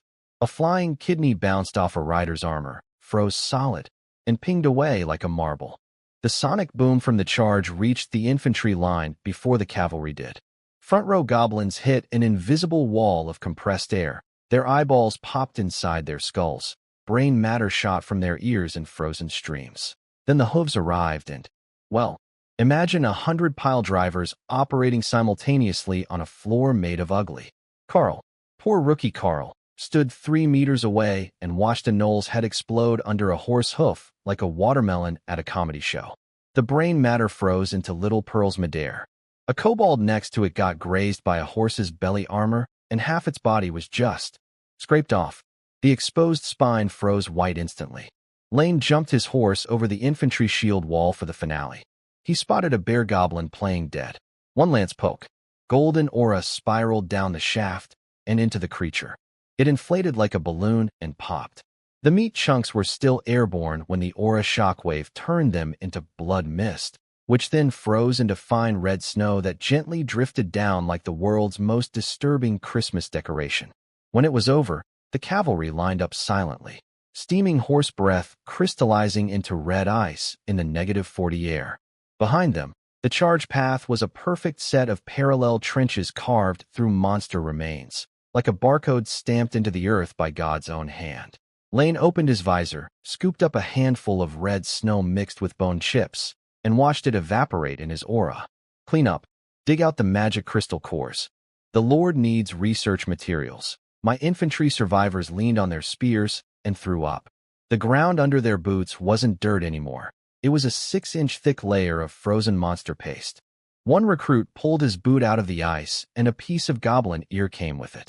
On a distant snow hill, a few kobolds that escaped were frantically digging holes to hide in. When they saw the cavalry glance their direction, they jumped into their own holes and ripped their own throats out rather than risk hearing those hooves again. My cavalry broke their will to live. That's not a military victory. That's psychological extinction. After the battle, Captain Barton handled the wounded like a pro. Light injuries to the village doctor. Serious cases got Leon's healing potions that my brother gave me before departure. Every surviving soldier was precious, future veterans who'd train the next wave of recruits. Then Barton ran up to Lane and saluted so hard, he almost dislocated his shoulder. Rether Guard. First Company. Captain Barton. Salutes you. Lane nodded respectfully. Flying Tiger Night Order. Lane. Well fought. All of you. For the Lord. Barton screamed with the fire of a man who'd found religion. And honestly, he kind of had. See, Barton used to be a peak black iron warrior, stuck at a ceiling he couldn't break through. Then I converted him through the system into an Imperial soldier, and after daily training accumulated enough experience, I spent 25 gold dragons to upgrade him to level 3 Imperial veteran infantry. His strength instantly broke through to bronze rank. A wall he'd been banging his head against for years shattered in one afternoon because his lord pressed a metaphorical button. That man would now walk into a volcano for me. And once the rest of my soldiers saw what happened to Barton, that following me meant guaranteed advancement past their natural limits. Every single one of them became a true believer. I didn't just win a battle today. I created a cult. A very well-armed, fanatically loyal cult. And I am completely okay with that. Back in my study, Lane reported the battle results. I was not in a good mood. So let me get this straight, I said, voice cold enough to freeze the fireplace. I haven't even gone looking for trouble yet. And these creatures come knocking on my door? Do they think I'm that last loser who dropped his territory and ran? Lane dropped to one knee, eyes blazing. My lord, based on Martin's intelligence, everything north of us except the Troll tribe and the Orc tribe is small fry now. Give me 10 days. I will personally erase every threat around this territory. The man was practically vibrating with eagerness. And honestly, he had every right to be confident. These cataphracts aren't just gold-rank warriors. Back in the Caradel Empire, they were the reserve candidates for the legendary Imperial Cataphract Elite Order. Every single one of them clawed their way through countless wars. They're all former nobles who trained since childhood with unlimited resources, selected from millions. The only reason they're just regular cataphracts and not the elite version is because the Caradel Empire's standards were insane. By this world's standards, they're walking natural disasters. Lane figured he could solo the entire cleanup in 5 days with just his 10 cataphracts. The only reason to take longer was to give the new Flying Tiger Night Order some training reps. Take a company of Rether Guard infantry too, I told him. Let them farm some experience. And survey every monster territory you clear. Check for usable resources. Yes, my lord. Then Martin stepped forward with the suggestion that made me realize I'd hired the right psychopath. My lord, we don't actually need to wipe out all the kobolds and goblins. I raised an eyebrow. Explain. Kobolds are natural-born miners, Martin said, smiling the smile of a man who's done terrible math. They're omnivores, easy to feed. If we're strong enough, we can enslave them to dig our mines alongside the villagers. And goblins. His smile went from cold to Arctic. Goblins have no reproductive barriers. They breed with basically anything. They grow to adulthood in 1 month. So if we pin them up like livestock, every 40 days we get a fresh batch of adult goblins. Send in a squad of recruits to slaughter them. Instant combat experience. A renewable training resource. He was proposing a goblin farm. Breed them. Grow them. Kill them. Repeat. Forever. An infinite experience point generator made of green meat. Lane, a man who has personally turned hundreds of monsters into frozen hamburger, actually flinched. He stared at Martin like, bro, I thought I was the scary one here. But Lane recovered fast. After all, back in the Caradel Empire days, his unit used to hunt bandits and raiders as training material for new recruits. The goblin farm was just A more organized version of that, with better logistics. As for me, please. In my past life, I played Paradox Grand Strategy games, Crusader Kings, Europa Universalis, Hearts of Iron, Victoria. If you've ever visited the forums for those games, you'd know that every single player is basically a Geneva Convention violation waiting to happen. We turned war crimes into speedrun categories. We optimized atrocities for efficiency. We debated the most cost-effective methods of cultural genocide over lunch. Not human wasn't our motto. It was our mission statement. So when Martin proposed the goblin breeding farm, my brain didn't go, "That's horrible." It went, "We can optimize the breeding cycle by separating age cohorts." Three evil geniuses looked at each other. Quick glance around the room. Then back at each other. Yep, same wavelength. All three of us. Class A were criminals. Every single one. The next day, Lane moved out. His dark gold armor cut through the snow like a blade through silk. The Flying Tiger Knight Order materialized from the tree line behind him. 150 riders in cold iron and red forge plate, weapons gleaming in the dim winter light. They stopped 500 meters from the troll nest. Lane's jaw clenched as he studied the dense forest ahead. Rether guard status. 5 minutes out, Commander. 5 minutes of silence. Just wind and nervous horse breath. Lane's eyes never left the tree line. All units. 5-minute rest. Arrows knocked. Swords half-drawn. The moment our infantry brothers arrive, his voice turned to frozen steel. We go in. And we flatten those animals. Yes, Commander. One more thing. A tiny pause. A calculation behind those ice-blue eyes. If any kobolds surrender, tie them up. Hand them to the Rether Guard for processing. The goblin farm was already in motion. But first, 20 trolls needed to become very, very dead. 5 minutes later, the Rether Guard's infantry column arrived. No dramatic speeches. No hesitation. They flowed into position behind the cavalry like a steel tide, shields slamming into frozen dirt, spear walls angling forward, sealing every possible escape route into an airtight kill box. Somewhere in that forest, 20 trolls were eating their last meal. They just didn't know it yet. One day later, Lane kicked down the troll nest's front door. And by front door, I mean the entire camp. Flying Tiger Knight Order, wedge formation. Target, the nest. Charge. Anything in the way, dies. For the Empire. Kill. With strength, we shake the world.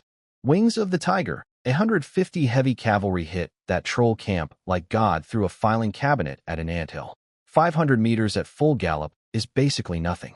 The trolls had just enough time to start screaming before the steel avalanche arrived. Their alarm horns were still sounding when the first lances punched through troll bodies like kebab skewers through wet clay. Here's the thing about trolls. They're big, for meters tall, scary looking, but against fully armored heavy cavalry at max charge speed, they're just bigger targets, easier to hit. Their thick skin and bone armor that terrorizes normal soldiers. My riders' enchanted lances went through it like tissue paper. Their stone throws and wooden clubs bounced off the horse armor with sad little clang sounds and left shallow dents. That's it. Dents. The charge path through the camp was a highway of green blood, shattered bones, and frozen meat chunks. Every lance strike punched clean through. Every sword swing took off limbs. Every horse hoof turned troll parts into modern art. Behind the cavalry, my Rether Guard infantry advanced like a steel wall, spear forest tilted forward, methodically skewering anything that tried to run sideways. The kobold slaves in the camp threw down their weapons so fast, they probably set a world record, flopping face down in the snow like terrified pancakes. Then the big one showed up. A roar so loud it shook the ground. A crude shelter exploded outward. And out stomped a 4-meter monster covered in dark golden armor like scales, tusks like curved horse-chopping sabers, eyes burning pure red rage. Gold rank, troll chieftain. The pressure coming off this thing made the air feel thick. It was like standing near a furnace made of pure hatred. It ripped a support beam from a collapsed building, a log as thick as a human body, and swung it at Lane like a baseball bat the size of a telephone pole. The wind from the swing alone could have knocked a normal person over. The beam screamed through the air straight at Lane's head. Now, a lesser knight might have panicked, might have tried to dodge, might have soiled their armor. Lane didn't even blink. Cover, one word. Calm. Precise. His left flank bodyguard instantly understood. This knight carried a massive tower shield covered in imperial rune engravings. He poured every ounce of strength into it. The runes lit up with a stable energy coating, and he yanked his horse sideways to angle the shield perfectly between Lane and the incoming telephone pole. Boom crash. Energy discharge and splintering would detonate it simultaneously. The bodyguard's horse shrieked and slid backward, iron hooves carving deep trenches in the snow. The shield cracked, deep fractures webbing across the runes, but it held. Wood splinters exploded everywhere like shrapnel. And in that microsecond, the troll chief's body locked up from the recoil of its own swing. Right side. Lane's other bodyguard had been waiting for exactly this moment. No lance. Instead, a two-handed armor-piercing warhammer. The kind of weapon designed for one purpose, breaking things that don't want to break. The troll's weight shifted. Its guard dropped for a heartbeat. The hammer knight charged forward, horse adding momentum, and swung the hammer upward into the back of the troll chief's knee, the one spot where the armored scales were thinnest. Crack. That sound. You know the sound of snapping a thick tree branch. Like that, but wetter. And louder. And attached to a screaming 4-meter monster. The gold-rank troll chief staggered. Pure agony and rage. Its red eyes locked onto the hammer knight, claws swinging wildly. But the knee shot was never the kill move. It was the setup. Because Lane had been waiting, coiled like a spring behind his two bodyguards. Not flashy, not dramatic, just patient, precise. A predator timing the perfect strike. The instant the troll stumbled forward from its wounded leg, the instant its throat opened up because it was roaring in pain and fury, Lane moved. His weapon wasn't a fancy longsword. It was an Imperial Cataphract standard-issue armor-piercing estoc, a heavy thrusting sword specifically designed to punch through the thickest defenses. No slashing, no spinning, just a needle the size of a man's arm built to find gaps and go through.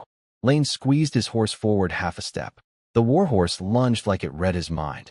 Cold light flashed, fast as a snake strike.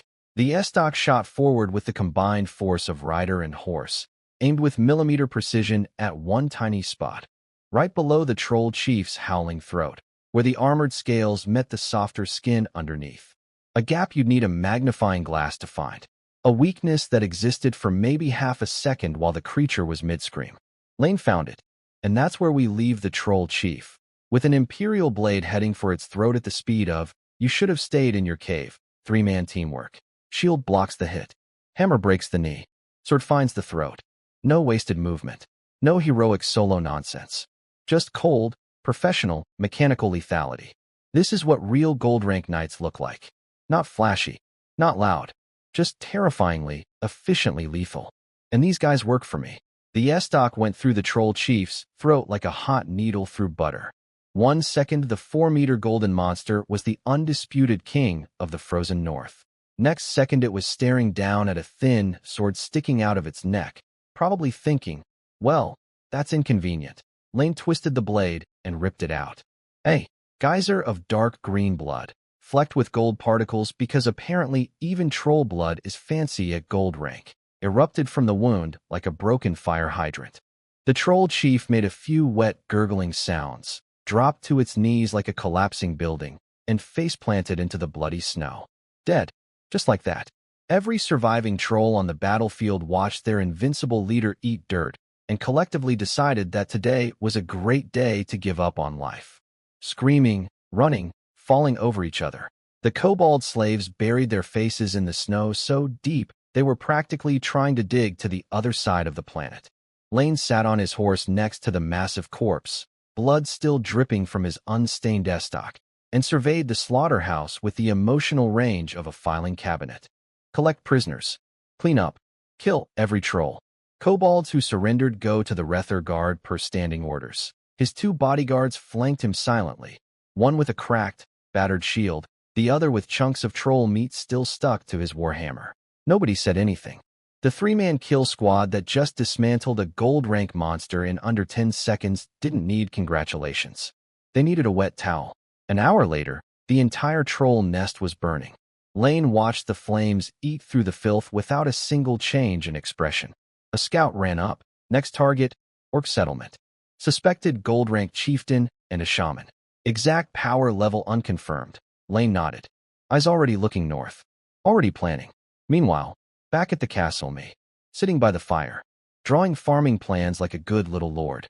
Charcoal pencil scratching on parchment. Very peaceful. Very boring. Then, ding. Battle report. Flying Tiger Knight order. Troll nest elimination. Status. Overwhelming victory. Casualties, 0. Perfect. Kills, 1 gold rank troll chief. 5 silver rank troll elites. 15 bronze rank troll warriors. 10 black iron troll juveniles. Plus a bunch of kobold minions. Total experience earned, 150,000 my personal commander experience. 150 points alert. 50 soldiers have reached promotion threshold. I put down my pencil. Smiled for the first time in days. 0 casualties, 1 dead gold rank boss. 150,000 experience points. Not bad for day 1 of the cleanup campaign. Open promotion interface. The system screen popped up, and my smile died instantly. Infantry promotions. 10 recruits upgrading to Imperial Infantry, 15 gold each. 5 infantry upgrading to Veteran Infantry, 25 gold each. Cavalry promotions. 30 guard recruits upgrading to Citizen Cavalry, 25 gold each. 5 citizen cavalry upgrading to heavy riders, 50 gold each. The system helpfully displayed a big red total at the bottom. Estimated promotion cost, 1,275 gold dragons, 1,275 gold. 450 soldiers. That's just the upgrade fee, not food, not equipment maintenance, not salaries, not any of the 8,000 other things bleeding my treasury dry. Let me do some terrifying math. Mom gave me 200,000 gold. Big bro added 10,000. I had about 30,000 of my own from the system. That's 240,000 total. Sounds like a fortune, right?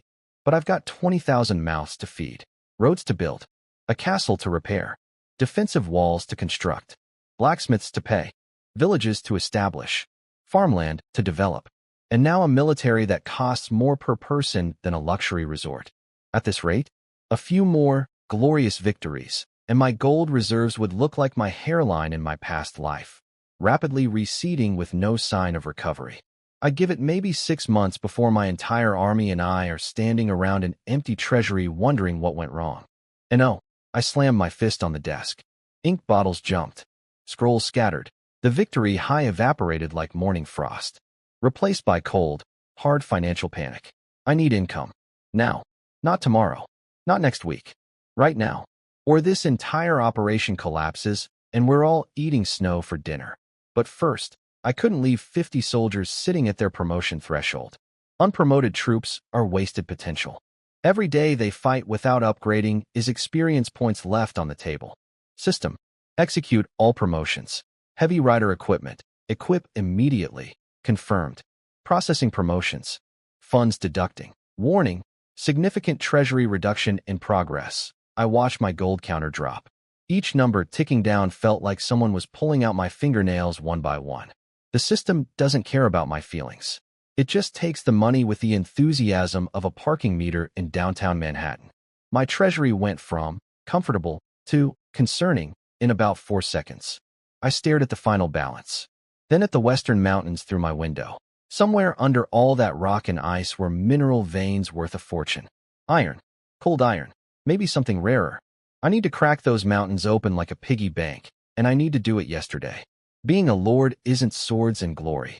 It's spreadsheets and bankruptcy anxiety. Nobody warned me the real final boss of territorial management would be accounting. So here's something I didn't fully anticipate about remote upgrading soldiers in the middle of a campaign. They go absolutely insane with gratitude. The moment I confirmed those 50 promotions from my cozy study, every single one of those soldiers, out there in the frozen north, mid-rest stop, got hit with an instant power surge. 1 second they're polishing swords, next second their muscles are being ripped apart and rebuilt in real time. Bones restructuring. Combat techniques downloading directly into their brains like a martial arts matrix upload. The pain lasted about half a breath, then boom, pure power flooding every cell. One newly promoted heavy rider grabbed his lance, the same lance he'd been struggling to hold steady yesterday, and it felt like a toothpick. Battle formations he'd never learned were suddenly crystal clear in his head. His armor didn't feel heavy anymore. It felt like skin. And then, All 50 of them turned south, toward My Castle, and started worshipping. Praise the Lord, this power. The Lord gave us this. For Lord Ron. They weren't just grateful. They were having a religious experience. Because in a world where breaking through to the next power level takes years of blood and sweat, where some warriors spend their entire lives stuck at one rank, their Lord just casually bumped them up a tier while sitting in his office drinking tea. No explanation. No ritual. Just instant divine grade power-up. The only logical conclusion for these soldiers? Their Lord has God-level abilities. And they're not wrong, technically. They just don't know it's a video game system. The non-promoted soldiers watched their buddies suddenly get way stronger and immediately developed a severe case of, I need to fight harder, so I get picked next. Motivation went from professional to fanatical across the entire unit in about 30 seconds. Lane paused mid-sword cleaning, scanned the crowd of newly minted zealots prostrating toward the south, and behind his visor, I'm pretty sure he smiled. Just a tiny bit. Because he understood what just happened. This army stopped being a collection of soldiers and became a cult of true believers. And true believers fight with a kind of fearless insanity that no amount of training can produce. Move out, Lane said. Cold as ever, but with an edge now. Every knight mounted up in perfect unison. The fanatical fire in their eyes cooled into focused, lethal ice. Zealotry plus discipline equals nightmare fuel. Next target, the Orc settlement. Codename, Bloodhowl. The Flying Tiger Knight Order assembled 500 meters from the camp's flank. Total silence. Frost in the air, so thick you could chew it. Lane pointed at a weak spot in the wooden palisade wall. His hand dropped. The war horn screamed. Kill. The charge was faster than before. Those 50 upgraded soldiers hit, like they had rockets strapped to their horses. The newly promoted heavy riders led the wedge, bodies surging with power they'd had for less than an hour, slamming their lances into the wooden wall's structural joints with the force of battering rams. Crack, crack, boom. An entire section of palisade exploded inward. Logs snapped like chopsticks. Stone foundations crumbled. Dust and debris mushroomed into the cold air. Lances retracted. Sabers drawn. No pause. The cavalry poured through the breach like molten steel through a crack in a dam. Lane hit the smoke cloud first. Shield up, saber flashing. An orc warrior lunged out of the dust. Lane's blade opened its throat before it finished its war cry. Blood sprayed sideways in a perfect arc. The promoted knights were terrifying. Their shield work was surgical now, deflecting attacks with millimeter precision, using the momentum to spin into counterstrikes. Saber techniques that would have taken years to master were executing flawlessly. In the tight spaces between crude orc huts, they became close combat blenders. Orcs fell like grass before a scythe. For about 90 seconds, it was a massacre. Then the real fight started. Rohair. Kill the tin cans. The center stone house exploded. Out charged the orc chieftain, Blackscar Grush, gold rank, massive, wielding a battle axe that looked like it was forged from pure hatred. Blood-red battle aura erupted from his body like flames. And floating behind him, the shaman, Bonecaller Mogrel, gold rank, hovering in the air, staff glowing with sickly light. 2 gold rank orcs. My worst-case scenario confirmed. Rot blood fog. Earth-splitting hand. The shaman unleashed a cloud of poisonous green mist while the ground itself cracked open with grasping stone fingers trying to crush my cavalry. 2 gold rank bosses. Toxic magic. Earthquake attacks. In a confined camp full of angry orcs. Lane and his 10 cataphracts versus the orc leadership. The clash that would decide whether my territory sleeps safely tonight or burns tomorrow. And me? I was back in my castle, staring at my shrinking gold counter, having no idea that my army was currently fighting 2 gold rank monsters simultaneously. Being an absentee warlord is very stressful when your phone doesn't get signal from the frozen tundra. All I could do was wait, watch my money disappear, and hope my golden murder machines were as good as advertised. Spoiler, they were. But that's the next chapter, and I'm still trying to process the fact that my soldiers now literally worship me as a divine being. I went from useless fifth son to messianic figure in 1 week. This job has a weird learning curve. The orc fight lasted about 15 seconds. I wish I was exaggerating. Here's what happened. Lane yelled, "Gold squad. Kill the shaman. Kill the chief." and 10 golden suns ignited across the battlefield simultaneously.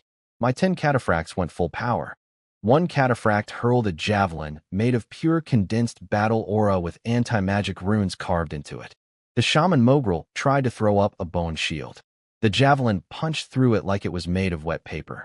The shaman went flying backward, all his fancy death spells cutting out like someone yanked the power cord. Meanwhile, four cataphracts formed a mini wedge aimed straight at Chieftain Blackscar Grush. The lead knight activated a gold rank charge technique called Immovable Fortress. His shield expanded into a massive golden energy wall with a roaring tiger face on it, and he rammed straight into the chieftain at full speed. Grush swung his giant axe, blood flame aura blazing, and hit the shield dead center. The sound. Imagine God ringing a church bell with a meteor. A gold and red shockwave flattened every hut within 30 meters. The shield knight's horse screamed, hooves carving deep trenches in the dirt. But the knight didn't move 1 inch. Shield cracked, but held. And in that tiny window, Grush's axe bouncing back, arms overextended, guard wide open. 3 golden shadows slipped around the shield knight like ghosts. 3 sabers. 3 different flavors of death. Saber 1, wrapped in lightning. Saber 2, coated in freezing ice. Saber 3, moving so fast it created a sonic boom. And Lane, silent, precise, no flashy aura, came in with his armor-piercing S-stock aimed at the throat. Again, because apparently that's his signature move and it works every single time.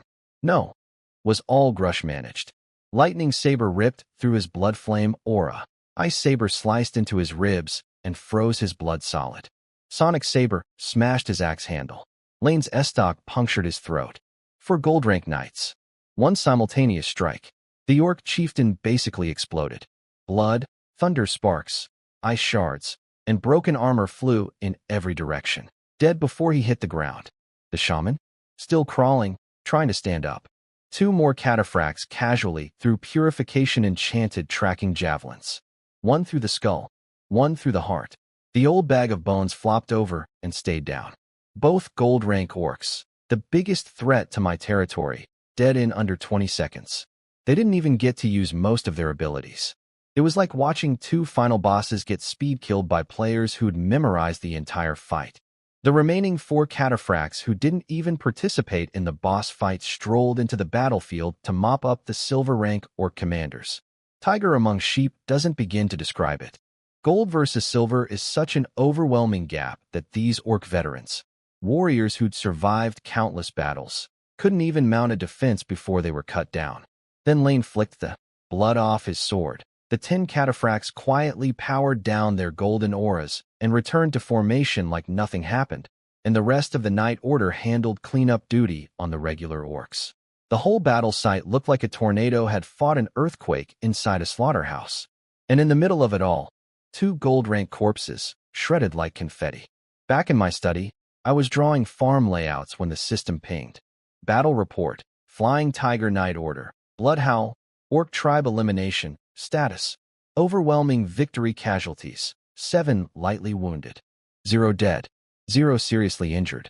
Gold rank kills, Chieftain Blackscar Grush, gold, dead. Shaman Bonecaller Mogrel, gold, dead. Silver rank kills, for orc commanders, all dead. Plus everything else. Total experience, 215,000, bonus highlighted, double gold rank kill multiplier. My personal experience, 215 points, and then, the number that made my heart stop for a completely different reason than usual, estimated loot value, 18,500 to 22,000 gold dragons. I read that 3 times. Then a 4th time. Then I made a sound that was half laugh, half sob. 20,000 gold. From 1 battle. That's almost enough to cover all my promotion costs and fund the next round of upgrades. War isn't just my soldiers' experience farm. It's my financial plan. Monster parts, rare materials, magic cores. Turns out dead gold rank creatures are worth a small fortune. The system also helpfully noted 70 new soldiers ready for promotion. 70. That's going to cost. I don't even want to calculate it. My wallet just stopped crying from the last round. But you know what? The math finally makes sense. Fight expensive monsters, earn loot that pays for upgrades. Upgraded soldiers fight harder earn more loot. It's not a money pit, it's an investment cycle. I leaned back in my chair and stared at the ceiling. 2 gold rank threats eliminated. Territory secured on all fronts. Army getting stronger by the day. Treasury actually recovering thanks to war loot. Soldiers worshipping me like a god because of instant power-ups they can't explain. 1 week ago I was a broke, stressed out lord screaming about irrigation ditches. Now I'm a warlord sitting on a self-sustaining military economy, protected by 10 golden knights who can delete boss-level monsters in 15 seconds, with a fanatical army that would march into hell if I pointed at it. The frozen north has been served notice. Kanglan Domain is open for business. I looked at that battle report one more time. Overwhelming victory, 0 dead. 2 gold rank bosses deleted. 215,000 experience points. And most importantly, estimated loot worth over 18,000 gold dragons. You know what? That 1,275 gold I spent on promotions earlier?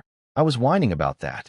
Meanwhile, my army just earned back 15 times that amount in a single battle. I take back every complaint. War isn't a money pit. It's a money fountain. 70 more soldiers ready for promotion. My wallet twitched instinctively, but I was done being a cheapskate. These soldiers earned their upgrades in monster blood. Time to reinvest. System.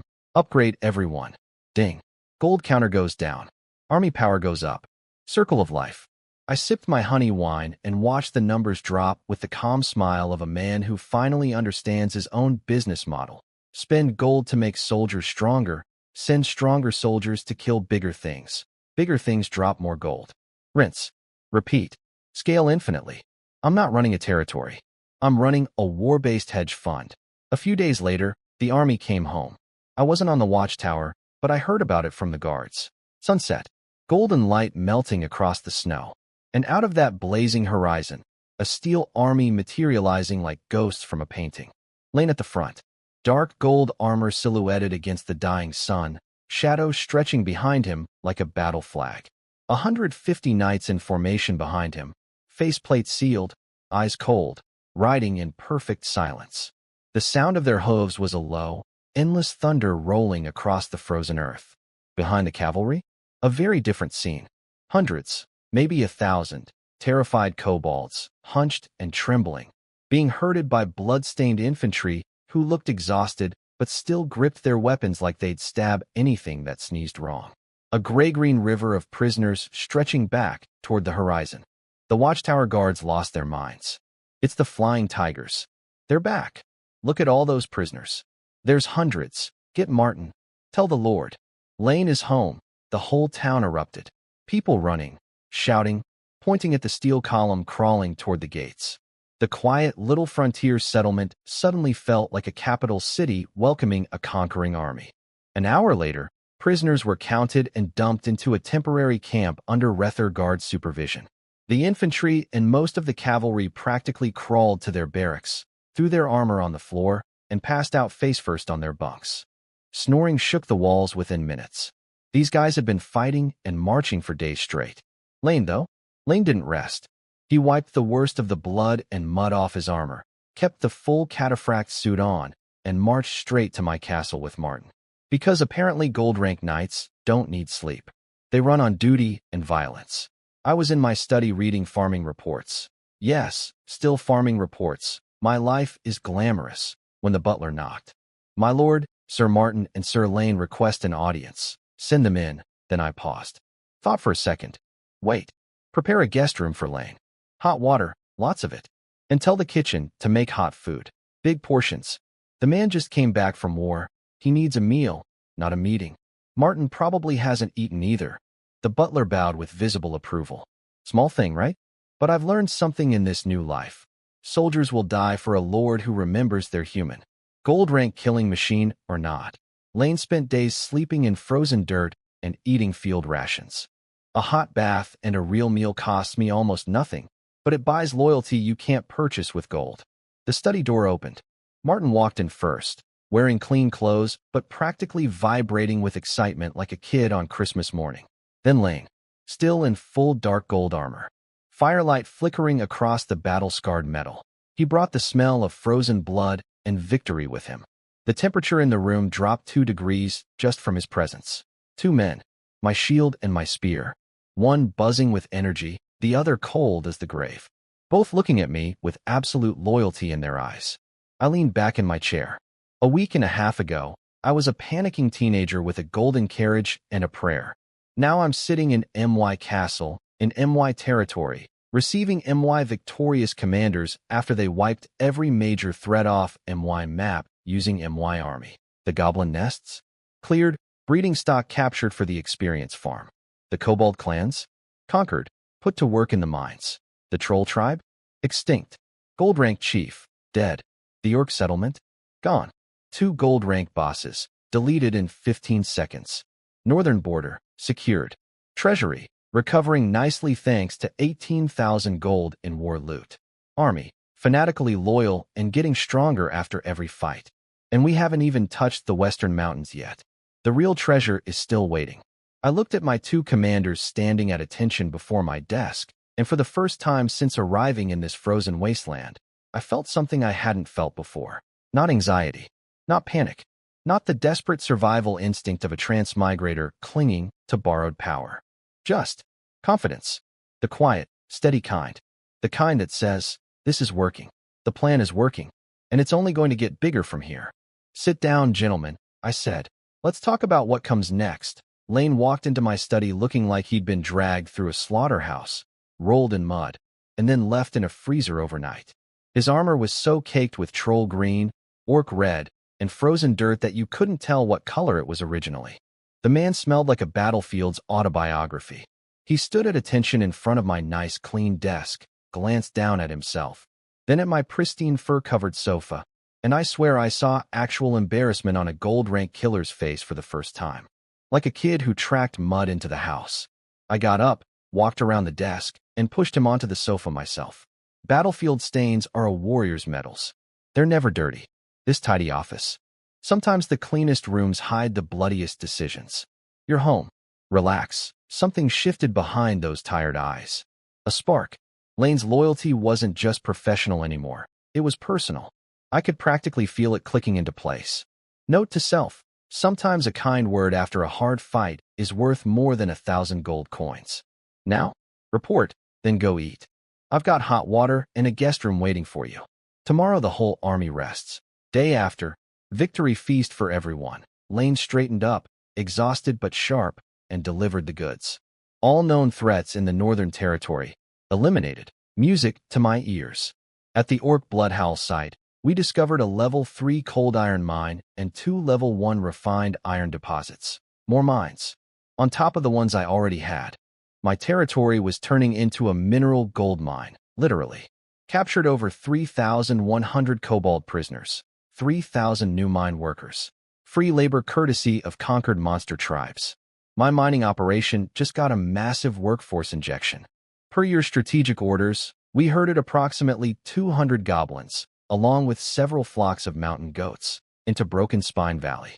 Martin assessed the valley as enclosed, resource-sufficient, and predator-free. Estimated goblin population explosion to over 1,000 within 2 months. At that point, internal resource pressure will split them into at least 2 separate tribes, creating an ideal renewable training ground for our recruits, the Goblin Farm. It's live. 200 seed goblins in a sealed valley with food, breeding like rabbits, splitting into tribes we can harvest for combat experience every few weeks. My Paradox Games brain was purring with satisfaction. Then I leaned forward and said something that made Lane almost fall off the sofa. Your strength is nearly at the threshold for Imperial Elite Cataphract. His eyes went wide. Imperial Elite Cataphract, the legendary pinnacle of the Caradel Empire military. Earth Knight level. The kind of warrior that regular barons have to bow to. Every cataphract's ultimate dream. And I just told him the door was within reach. Take your core squad into the Western Divide Mountains. Hunt the monsters there, black iron to silver rank, perfect grinding range. Build your experience. When you're ready, I'll promote you personally. Lane launched off that sofa like it was spring-loaded. Full kneel. Fist to chest. Boom. His voice cracked with emotion. This stoic, ice-cold killing machine who decapitates gold-rank orcs without blinking was now shaking with excitement. Yes. Thank you, my lord. For Lane, this wasn't just a power boost. In the old Caradel Empire, elite cataphracts had status equal to nobility. Regular barons treated them with respect. It was the highest honor a military man could achieve, and his lord just casually promised it to him, like handing out a bonus. I sent him off to eat, bathe, and sleep. The man needed all three desperately. Next morning, winter sunlight, thin and weak but trying its best, crept over Kanglan town. The castle kitchens had been running since before dawn. Massive iron pots bubbling with thick stew. Fat chunks of meat slow-cooked until they fell apart. Spiced root vegetables. Mountains of fresh-baked bread with crispy golden crusts. The smell drifted across the entire settlement like a warm, delicious fog. My order: feed the army until they can't move. No limits.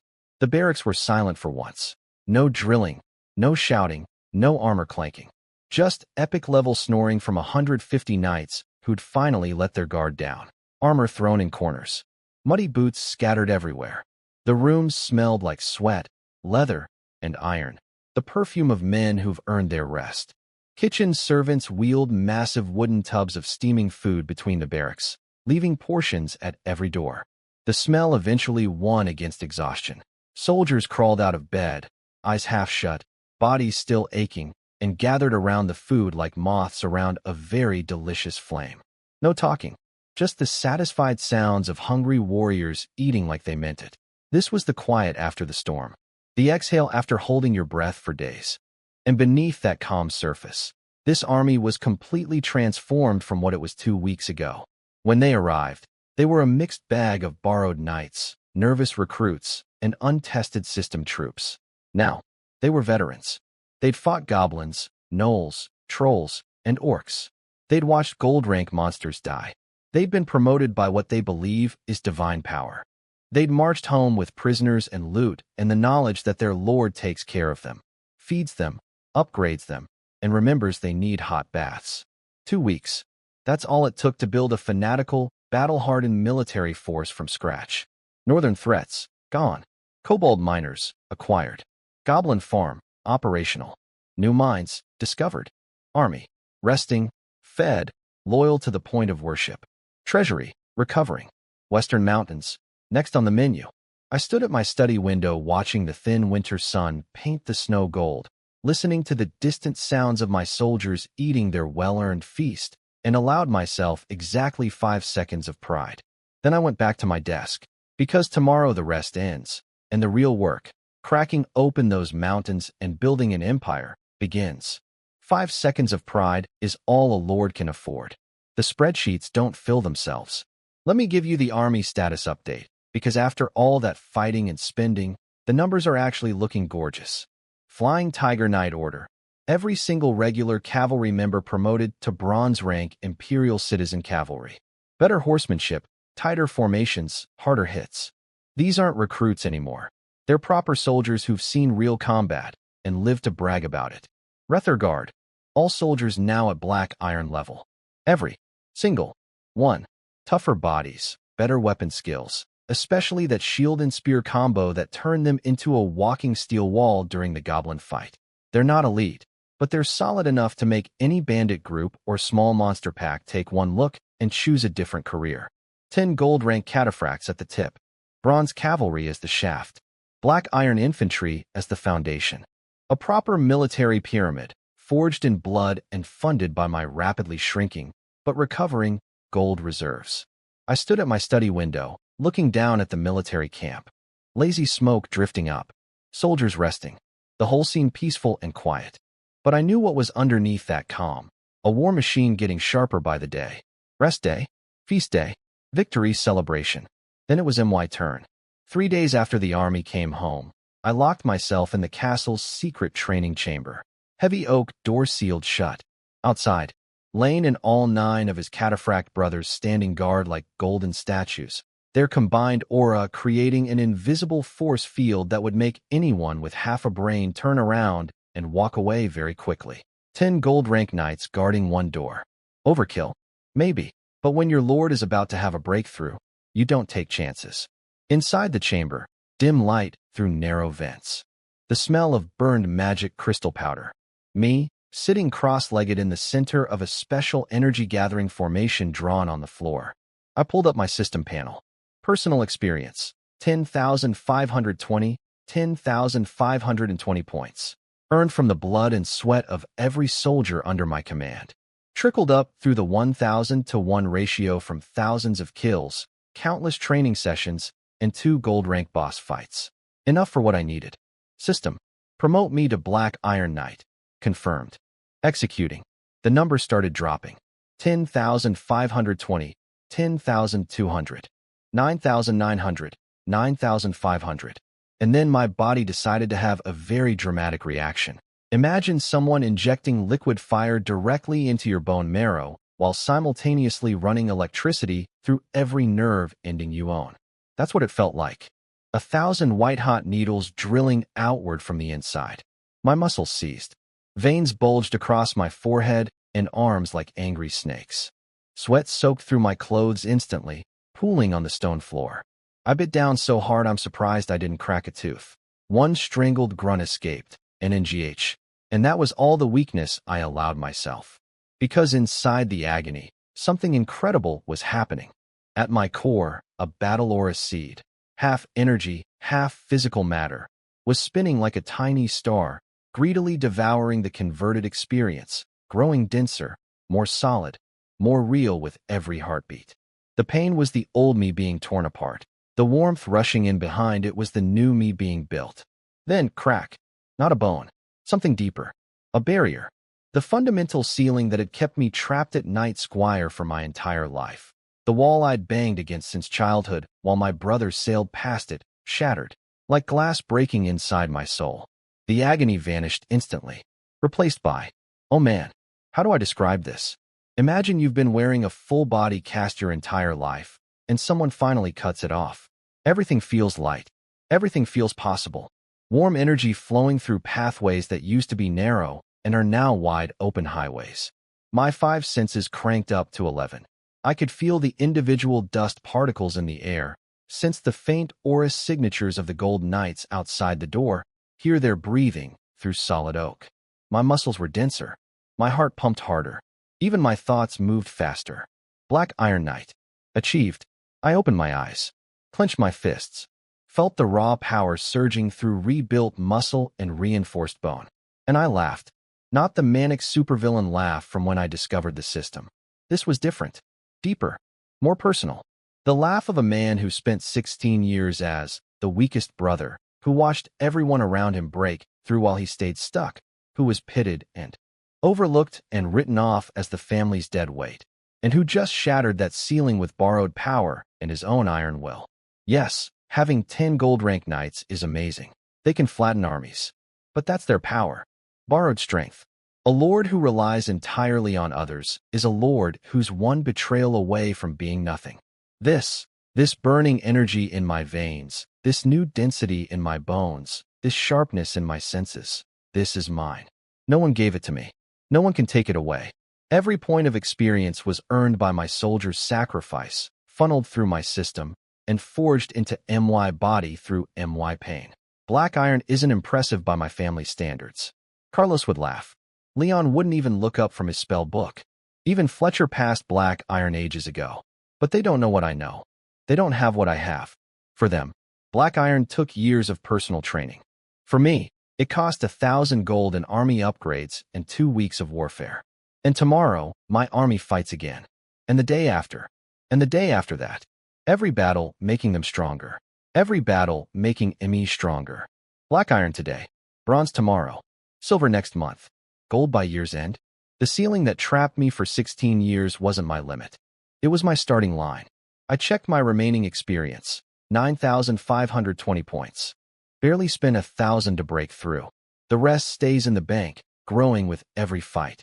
I flexed my hands one more time, feeling the power hum through every fiber. Then I stood up, straightened my sweat-soaked clothes, and walked to the door. Time to get back to work. An empire doesn't build itself, but it builds a lot faster when the emperor is getting stronger too. I woke up the morning after my breakthrough feeling like a new person. Literally. My body hummed with black iron energy, my senses were sharper, my muscles moved with a precision I'd never felt before. For about 30 seconds, I felt amazing. Then I looked at my desk. Mountains. Mountains of paperwork. Tax summaries. Building permits. Mill disputes. Land allocation for new settlers. And, oh joy, a detailed budget for the upcoming victory feast that somehow had 47 line items. The new power in my veins. Useless against bureaucracy. Absolutely, completely useless. I can now punch through a wooden plank, but I still can't make a tax report disappear by glaring at it. Believe me, I tried. UGHHHHH. I collapsed back into my chair so dramatically you'd think I was dying. The sound that came out of me was less, warrior lord, and more, office worker on a Monday. Here's the thing nobody tells you about being an Ice Guy protagonist. You don't just fight monsters. You fight SBREADSHETS. And the spreadsheets are winning. I survived orc shamans, troll chieftains, and 800 goblins, but a stack of neighbor dispute paperwork about who owns which section of irrigation ditch? That might actually kill me. In my past life, I escaped the 996 corporate hell. I literally died and got reincarnated into a fantasy world. And what's waiting for me? The same job. Except now instead of Excel, it's quill pins on sheepskin. And instead of a passive-aggressive manager, I have 20,000 settlers who all apparently need me to personally decide whether Farmer Grigory's goat is allowed to graze on Farmer Pavel's side of the creek. I can't do this anymore. Something inside me snapped. Not in a bad way, in a clarity way. Like when you're drowning in work and your brain finally goes, stop. Delegate. I need to go home. Right now. The plan crystallized instantly. Go back to Snow Wolf territory, find Dad, and beg/bribe/guilt trip him into lending me some experienced administrators. Chief administrative officers. Tax specialists. A proper bureaucratic team. Because if I have to personally arbitrate one more land dispute, I will become the first Night Lord in history to die of paperwork-induced brain hemorrhage. And that's a really embarrassing way to go. I signed the most urgent documents at lightning speed. Military supplies, feast logistics, done. Then yanked the bell cord. Get me Lane and Martin. Now, they showed up together. 2 salutes. 2, my lord. 0 time wasted. Gentlemen, the military framework is solid. You've built something real. But the administrative side of this territory is held together by me, caffeine, and sheer spite, and all 3 are running out. I pointed at the paper mountain on my desk like it was a war crime exhibit. I'm going back to Snow Wolf territory. 2 objectives. First, get administrative staff from my father. Experienced officials who can actually run a territory without the Lord having a nervous breakdown. Second, buy winter supplies and recruit more settlers for spring farming and workshop expansion. Then I looked at Martin. While I'm gone, you're acting governor. The man looked like I'd just told him he won the lottery and got struck by lightning at the same time. His eyes went huge. His mouth opened. Nothing came out. I didn't give him time to process. Priority 1. Winter is coming. Yes, I know how that sounds. Get every village's winter housing finished before the deep freeze. Roofs on, walls up, and no exceptions. People freeze to death. That's on us. Priority 2. Clear more farmland for spring planting. Priority 3. The new mines lane found at the orc site. Start preliminary exploration and set up basic extraction infrastructure. 3 tasks. 3 pillars of territorial survival. Housing, food, resources. In that order. These 3 things are the most important tasks in the entire domain right now. Everything else is secondary. Martin hit the floor. One knee. Fist to chest. Boom.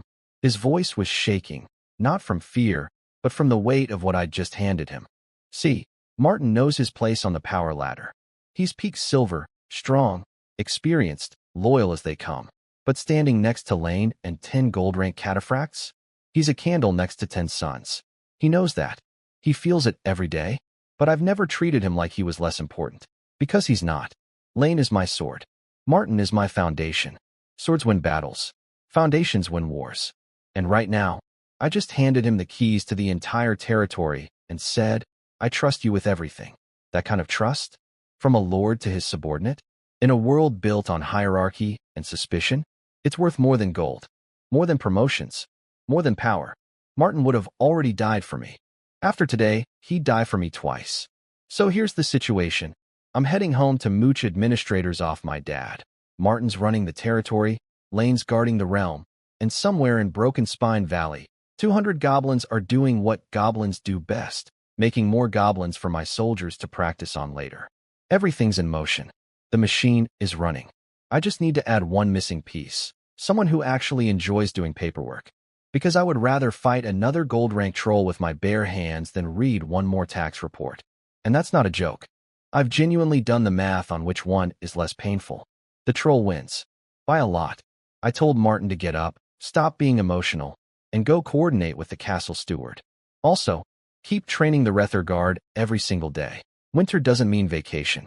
Winter means training in worse conditions, which builds better soldiers. He saluted so hard I thought he'd dent his own chest, then marched out with the energy of a man who just got the promotion of his life. Door closed. Just me and Lane. Lane, pick 5 cataphracts and 50 citizen cavalry. You're all coming with me to Snow Wolf territory. 55 elite riders as my personal escort. 5 gold rank killing machines at the front. 50 bronze rank heavy cavalry behind them. Is that overkill for a road trip to visit Dad? Absolutely. But here's the thing. When you roll up to your family estate after being gone for weeks, you don't show up in a taxi. You show up in a convoy. Last time they saw me, I was a scrawny teenager with no talent climbing into an overly fancy carriage with borrowed soldiers and a prayer. This time, I'm coming back with my own army, my knights, my colors. Let the whole Snow Wolf territory see what the useless fifth son built in 2 weeks on frozen dirt. Lane's eyes flashed with understanding. No questions. Just, as you command, my lord, fist, chest gone. The man's response time is faster than my system's loading screen. Half an hour later. Half an hour. These guys are efficient. 55 riders were assembled in the castle courtyard. Perfect formation. Silent. Terrifying. 5 cataphracts at the front. Dark gold armor. Glowing blue eye slits. Horses the size of small buildings. The air around them felt heavier, like gravity got a little more serious in their vicinity. Behind them, 50 citizen cavalry in red-forged and cold iron armor, lances pointing skyward like a steel forest, sabers sheathed but ready. Every single one a bronze-rank veteran who'd killed trolls and orcs in the last week. And in the center of this formation, my carriage. The same ridiculous gold-trimmed rolling palace my family sent me off in. Still absurdly luxurious. Still radiating, I have more money than taste, energy. But now, surrounded by an escort that made it look less like a rich kid's toy and more like an emperor's war chariot. I stepped out of the castle and paused at the carriage door. My hand touched the Snow Wolf crest on the side. Cold metal, familiar shape. And for a moment, I thought about my family. The Snow Wolf clan. Fierce, cunning, ruthless, but fiercely protective of their own. Dad and my brothers gave me a hard time about my weak talent, sure. But I understand now that those harsh words weren't rejection. They were worry. They were a family of wolves trying to make sure their smallest pup could survive in a world that eats the weak. Savage on the outside, warm on the inside. That's why the Windsors have lasted 1,000 years and only gotten stronger. They don't abandon their blood. They sharpen it. Well, this particular piece of Windsor blood just sharpened itself into a black iron knight with a private army and a territory. Hope that meets expectations, Dad. My lord, please board. The steward opened the carriage door. Warm air rushed out. I climbed in. Door shut. Cozy fur cushions, temperature-regulated interior, perfect soundproofing. The golden wolf sculptures on the armrests felt different now, not like symbols of borrowed luxury, but reminders of where I came from. Through the crystal window, I watched my knights standing in formation. My formation, my army, built from nothing in 2 weeks with a cheat system, a lot of gold, and an unhealthy amount of determination. Lane mounted up at the front. Right arm raised. Held. Then chopped down. The war horn screamed.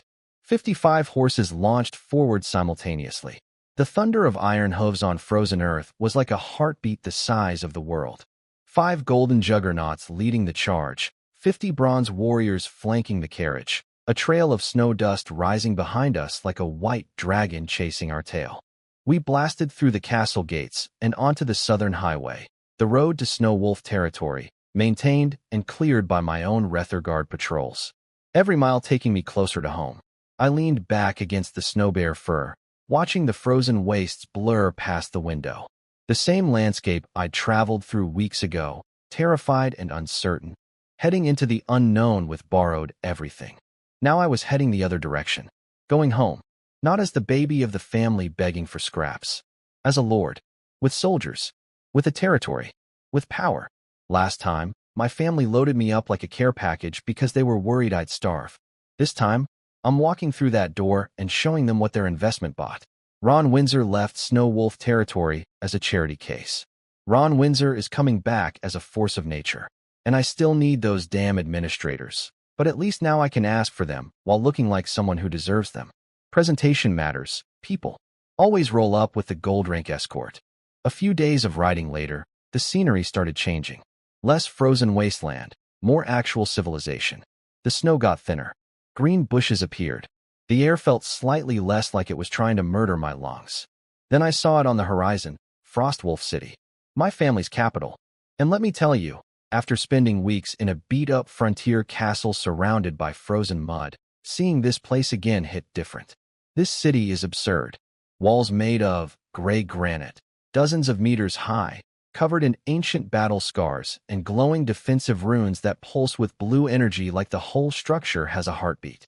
Arrow towers and magic towers everywhere, tips flickering with arcane light.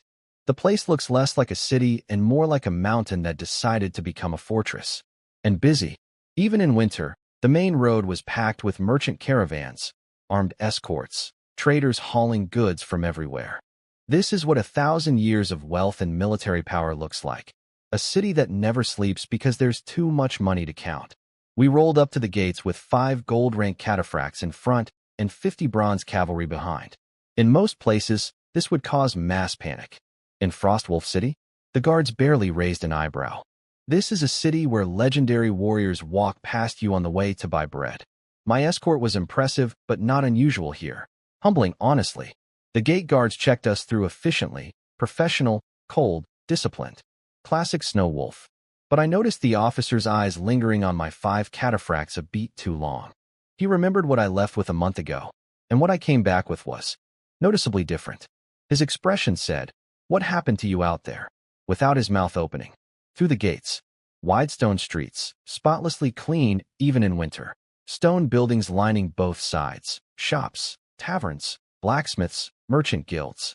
The smell of fresh bread and hot iron mixing with horse sweat and winter air. People bundled in furs, moving fast, living their lives in a city that's been thriving for a millennium. Snow Wolf patrols everywhere. Armored, sharp-eyed, moving in perfect formation. The occasional fancy-robed mage or noble strutting around like they own the street. This city has layers. Wealth, power, magic, military, all stacked on top of each other like a very expensive, very dangerous cake. The closer we got to the center, the bigger and grander everything became. Until we reached the inner city wall, even more massive gray stone, flying the Windsor family banner. A silver wolf howling in a blizzard. My family crest. My blood. Lane rode ahead to show my identity badge to the inner gate commander. The officer checked it carefully, then looked past Lane at our formation. His eyes stopped on the 5 cataphracts and stayed there. The expression on his face was priceless, a mixture of respect, disbelief, and the 5th son brought what back with him. Gates opened. We rolled through, past a courtyard decorated with snow pines and ice crystal sculptures. We stopped in front of Snow Wolf Manor, the family estate. A building that makes my Kanglan castle look like a garden shed. The old butler was already waiting outside with a retinue of servants. When he saw me step out of the carriage, his eyes widened for just a moment. Surprise, then warmth. 5th young master. Welcome home. The Earl is expecting you in his study. Behind me, Lane and the cataphracts dismounted and formed up like golden statues. 5 gold-rank auras pressing down on the courtyard air. The servants trying very hard to act normal while standing next to beings that could level a city block. Take me to him, I said. Calm. Steady. Like I'd done this 1,000 times. But let me tell you about the place I was walking into. Because Snow Wolf Fortress deserves its own introduction. This isn't a castle. This is a monument. Built from ashen obsidian, stone harder than steel, mined from the deepest shafts in the north. Walls so thick and tall they block out the sky. Every surface covered in 1,000-year-old defensive runes that glow blue and pulse like living veins. The entire fortress is wrapped in a magical energy net that's been reinforced by generations of family mages. 6 massive war magic towers ring the outer perimeter, each one a level 6 Magus-grade combat installation. Mithril alloy and obsidian construction, surfaces crawling with arcane circuits, tips crowned with elemental core crystals that drink ambient magic around the clock. The space near the towers actually warps from the magic density. Anything unauthorized that approaches gets hit with enough firepower to erase it from existence. But the real flex? The 2 legendary towers at the castle's heart. Tower 1, Frostmoon Tower, my mother's. Slender, elegant, looks like it was carved from solidified moonlight. Silver-white glow, star-shaped runes, surrounded by a field of frozen air particles that refract sunlight into rainbow dust. Beautiful and absolutely terrifying. This tower represents Mom's power. She's a half-step Magus Lord, 1 step below the legendary tier. She could freeze your soul and make it look artistic. Tower 2, Crown of Eternal Winter, my grandmother's.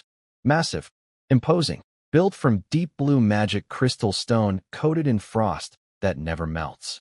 The top isn't a spire. It's a phantom ice crown made of pure cold magic energy, blazing blue at night, visible for miles. The tower literally changes the weather around it. It snows within 100 meters, even in summer. The pressure field makes your soul shiver. Grandma is a Grand Magus, the undisputed magical peak of the entire Northern Kingdom. Her tower isn't just a home. It's a strategic weapon. She's the reason nobody with half a brain has attacked Snow Wolf territory in living memory. 2 legendary towers.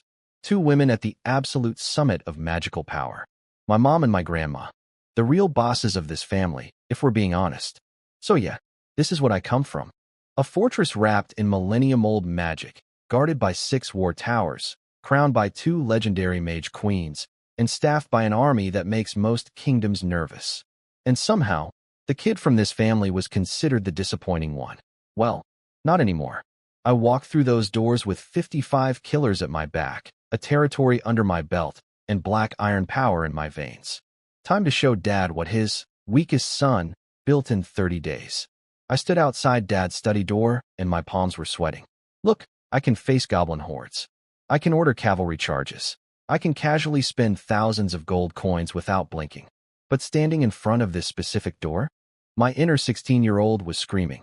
Because this isn't just any door. This is the door to Eamon Windsor's office. My father, the Snow Wolf Earl. And every memory this body has of walking through it involves being stared at with cold disappointment by a man who could crush buildings with his aura. I wiped my hands on my pants. Subtle. Cool. Totally not nervous. 3 knocks. Father. I'm home. Silence. The kind of silence that weighs more than actual objects. Come in. 2 words. That's all. But his voice, deep, massive, vibrating with a power that punched through the solid oak door and grabbed my soul by the collar. Like thunder had learned to speak. Like a glacier had opinions. I pushed the door open. Hump. Imagine standing at the edge of a cliff during a hurricane. Except the hurricane is made of pure authority and the cliff is your self-confidence. Dad's aura hit me like a physical wall. The air turned into syrup. Every breath felt like swallowing a brick. My heart seized. My brand new black iron Battlora seed, the one I'd been so proud of yesterday, flickered like a birthday candle in a typhoon. Almost went out. Sky Knight. 7th tier. My father is a Sky Knight. Let me put this in perspective. I just broke through to Black Iron, Tier 2. My gold rank cataphracts, the ones who deleted 2 orc bosses in 15 seconds, are Tier 5. Dad is Tier 7. He's not even trying. He's just sitting there doing paperwork, and his natural ambient pressure is enough to make low-rank knights mentally collapse. This is the man I need to ask for administrative staff. While my knees are trying to buckle. Cool. Very cool. No pressure. Except literally all the pressure, pressing down on every cell in my body from a being who exists on a fundamentally different level of reality than me. The study itself was less, office, and more, war room crossed with a museum of intimidation, massive space, high ceiling with crystal magic chandeliers, and dominating the main wall, a gigantic strategic map of the entire North, made from monster leather, marked with magic ink symbols that actually moved. Mountains, rivers, fortresses, troop positions, monster activity zones, all updating in real time. Beneath the map, two actual blood-stained knight longswords crossed against the wall. Not decorations. Weapons. With worn leather grips and family crests that had seen real war. Floor-to-ceiling bookshelves everywhere, filled not with novels, but with military theory, historical battle analyses, kingdom law codes, monster encyclopedias, and sealed intelligence files. Some shelves held glowing mineral samples and preserved magical specimens. This wasn't a nobleman's library. It was a general's brain made physical. And behind the massive obsidian desk, Dad, Eamon Windsor, wearing a tailored dark gray nobleman's outfit with a short cape made from snow wolf king fur draped over his shoulders. Didn't even look up. Just kept writing notes on whatever document was in front of him with a mithril pen inlaid with tiny sapphires. Casual. Unbothered. As if his youngest son hadn't just walked in with 5 gold-rank knights parked in his courtyard. But his presence. Good Lord, his presence. He wasn't big. Not physically imposing like Big Bro Carlos. But sitting behind that desk, he was the gravitational center of the entire room. The fireplace flames were literally shorter near him, pressed down by invisible force. The light seemed to bend toward him slightly, like even photons knew who was in charge. Sky Knight domain pressure. He doesn't need to activate it. He doesn't need to flex. His existence is the flex. The air around him carried this impossible combination of vast sky above and crushing weight below, like standing at the bottom of an ocean that reaches into the clouds. Every instinct in my body screamed run. My black iron aura seed was vibrating in panic. My legs wanted to buckle. My lungs wanted to stop. But I didn't move. I clenched my jaw so hard my teeth creaked, pulled every shred of willpower into my spine, straightened my back, stood there, 3 steps from the desk, and held. Because I'm not the old Ron anymore. I'm not the talentless fifth son shuffling in with his head down. I'm a lord. I have a territory. I have an army. I have a system. I killed a gold-rank troll chief. Well, my guys did, but it's my army so it counts. I broke through to black iron through sheer empire-building strategy. I will not buckle in front of my own father, even if my body really, really wants to. So I stood there, silent, waiting, spine straight, eyes forward, knees locked through pure stubbornness. Dad kept writing. The fire crackled. My heartbeat was so loud I was sure he could hear it. The most powerful man I've ever stood in front of, separated from me by 3 steps, and an obsidian desk, and approximately 5 tiers of martial arts superiority. Hi, Dad. Your disappointing son is home. And he brought homework. The study was silent except for Dad's pen scratching on parchment and the fireplace whimpering. Yes, whimpering, under his aura. The fire was literally too scared to crackle properly. He finished writing, put the pen down, and looked up at me. If you've ever had a parent give you the look, multiply that by about 10,000. His ice blue eyes hit me like twin lasers from orbit. Not just seeing me, scanning me. Body, soul, power level, intentions, breakfast preferences, probably my credit score too. I felt completely naked. Transparent. Like a glass action figure standing in front of a god. No, welcome home, son. No, missed you, no hug. Just pure, clinical evaluation from a being who exists on a plane of reality I can barely comprehend. The northern winds, he said, each word landing on my chest like a sledgehammer wrapped in frost. Haven't broken you, it seems. He watched me standing there, shaking, pale, jaw clenched hard enough to crack walnuts, refusing to buckle under the pressure of a 7th-tier Sky Knight's passive aura. My black iron seed was having a seizure inside my chest. Every cell in my body was screaming kneel. And I didn't. Then something incredible happened. The ice on Dad's face melted. The soul-crushing pressure vanished like someone flipped a switch. 1 second I was drowning in the aura of an apex predator. Next second, nothing. Warm room. Crackling fire. Normal gravity. Ha ha ha. Dad exploded with laughter. Full volume. Room shaking. Ceiling rattling belly laughs. His eyes went from frozen tundra to beaming pride in about half a second. The transformation was so sudden it gave me whiplash. Good. Good. He slammed the desk, vaulted around it. This man is in his 50s and moves like a panther, and marched right up to me. Those ice blue eyes were practically sparkling now, scanning me up and down like I was the best birthday present he'd ever received. That's my wolf pup. 1 month. 1 month. You planted your flag in that frozen hellhole, killed trolls and orcs, and broke through to black iron. Good. Very good. His massive hand slammed onto my shoulder. I nearly ate the floor. But the force behind it wasn't punishment. It was pure, concentrated fatherly pride channeled through the palm of a man who could bench press a castle. Here's what I learned later. Dad knew everything. The 10 mysterious gold-rank knights? He'd heard. The 10,000 settlers appearing from nowhere? He'd heard. The rapid military buildup, the monster exterminations, all of it, reported through secret channels. And he never asked how. Because in this family, everyone has their secrets and lucky breaks. What matters isn't where the power came from. It's what you do with it. Dad saw a son who left as a zero-talent nobody and came back a month later as a territorial lord with an army. That's all he needed to know. Questions would come later. Or never. He's a Windsor. Windsors don't interrogate their own blood. They watch, evaluate, and decide if you're a wolf or a sheep. Today, I passed. Phew. The second the pressure lifted, I gasped like a drowning man hitting air. Sweat beading on my temples. Legs slightly wobbly. But through it all, and I couldn't help it, I was grinning. A big, dumb, little kid grin. Because yeah, I'm technically a 30-something reincarnator with a cheat system and a private army. But hearing my dad say, "Good," with that look in his eyes, that hit different. That hit the 16-year-old part of me that spent his whole childhood watching his brothers earn praise while he got size. The part that just wanted Dad to be proud. "Father, I'm home. You've done well." Another shoulder slap. I braced this time. "Now cut the crap, brat. You didn't ride all this way with a gold-rank escort just to see my handsome face. What do you need? Spit it out. Don't play games with me. I can tell what you're about to dump just from the way you wiggle your ass. Charming as always, Dad." Nothing gets past you." I scratched my head and dropped all pretense. "Okay, here's the deal. Kangland Domain is up and running. Territory secured. Army built.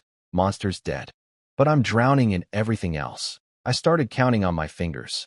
First, people. 20,000 sounds like a lot, but I need to clear farmland, mine ore, build roads, construct walls. It's not enough. I need to buy a massive batch of serfs. As many as possible. Spring farming alone needs way more hands. Second, food. Winter reserves and spring seed grain. Huge shortfall.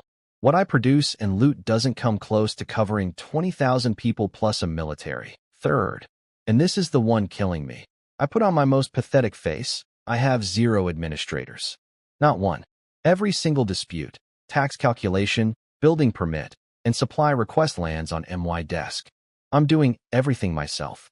I need officials, administrative officers, governance specialists, tax experts, people who can actually run a territory so I don't die of paperwork poisoning. I clasped my hands together in maximum begging position. "So, could you maybe lend me some talent? Please, HMH.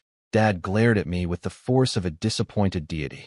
"You walk in here and immediately ask for administrators, governors, and tax officials? All top-tier ones. You think qualified bureaucrats grow on trees? I spend a whole year training a handful of sharp ones, and you want to waltz in and take them? Well, Snow Wolf Academy." I played my trump card with a hopeful grin. "Grandpa's elite training institution. Best talent pipeline in the North. Surely you can spare a few graduates? It won't even make a dent." "Bull," Dad laughed yelled. "Talent is precious everywhere. Won't make a dent my ass. You think if I hand you a team today, the branch family elders won't be at your grandfather's door tomorrow, crying that I'm playing favorites with my youngest? Saying I'm gutting the family to spoil one brat? I deflated instantly. Right.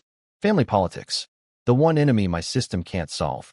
The Windsor clan isn't just Dad's nuclear family. It's a massive extended network of branch houses, all watching each other like hawks, all ready to complain the second someone gets preferential treatment. I'd forgotten that part. Oops. Dad stared at me with that look. The one that says, "You're smart enough to build an army but dumb enough to forget basic family dynamics. And I don't know whether to be proud or concerned." "Both, Dad." The answer is both. Dad watched me squirm for about 3 seconds, then cracked up. "Relax. I was messing with you. Look at your face." He walked back to his desk, opened a drawer, and tossed me a sealed parchment scroll like it was junk mail. "Here, already prepared. Names of 12 people, handpicked from Snow Wolf Academy's best graduates and a few veteran officials willing to relocate north. Administration, governance, taxation, full package. Go find head butler old John. He'll take you to collect them. I caught the scroll and nearly cried with happiness. He already had them ready. This beautiful, terrifying, Sky Knight-level troll of a father had been preparing my administrative team before I even asked. He knew I'd come crawling back for help. He just wanted to watch me beg first, because apparently psychological warfare is how this family shows love. Thank you, father. Calm down. You look ridiculous. He was trying to scowl, but his eyes were doing that warm, crinkly thing that dads do when they're secretly thrilled. As for food, don't come crying to me. Go find your brother Fletcher. That kid's sitting on enough grain to feed the entire Snow Wolf family through a 5-year war. He's the biggest grain merchant in the north, backed by our family and your grandfather, the Grand Duke. His warehouses make my castle look small. Yes, sir, Fletcher. Third bro. The walking Costco. Already on my list. Now get out of my study. Dad waved me off like a fly. Go see your mother. She's been worrying about you nonstop. And his tone shifted. Heavier. More careful. Make time to pay respects to your grandfather. I straightened up. Grandfather. The family's ultimate weapon. Don't blame the old man for not sending gifts when you left, Dad said quietly. He's the anchor of the entire Snow Wolf clan. Every move he makes is watched by the royal family, other noble houses, branch families, everyone. Even the tiniest show of favoritism could trigger political chaos. His position demands absolute neutrality. He has to stand above it all. I nodded seriously. I understand, father. And I did. Grandfather isn't just strong. He's an epic tier peak knight.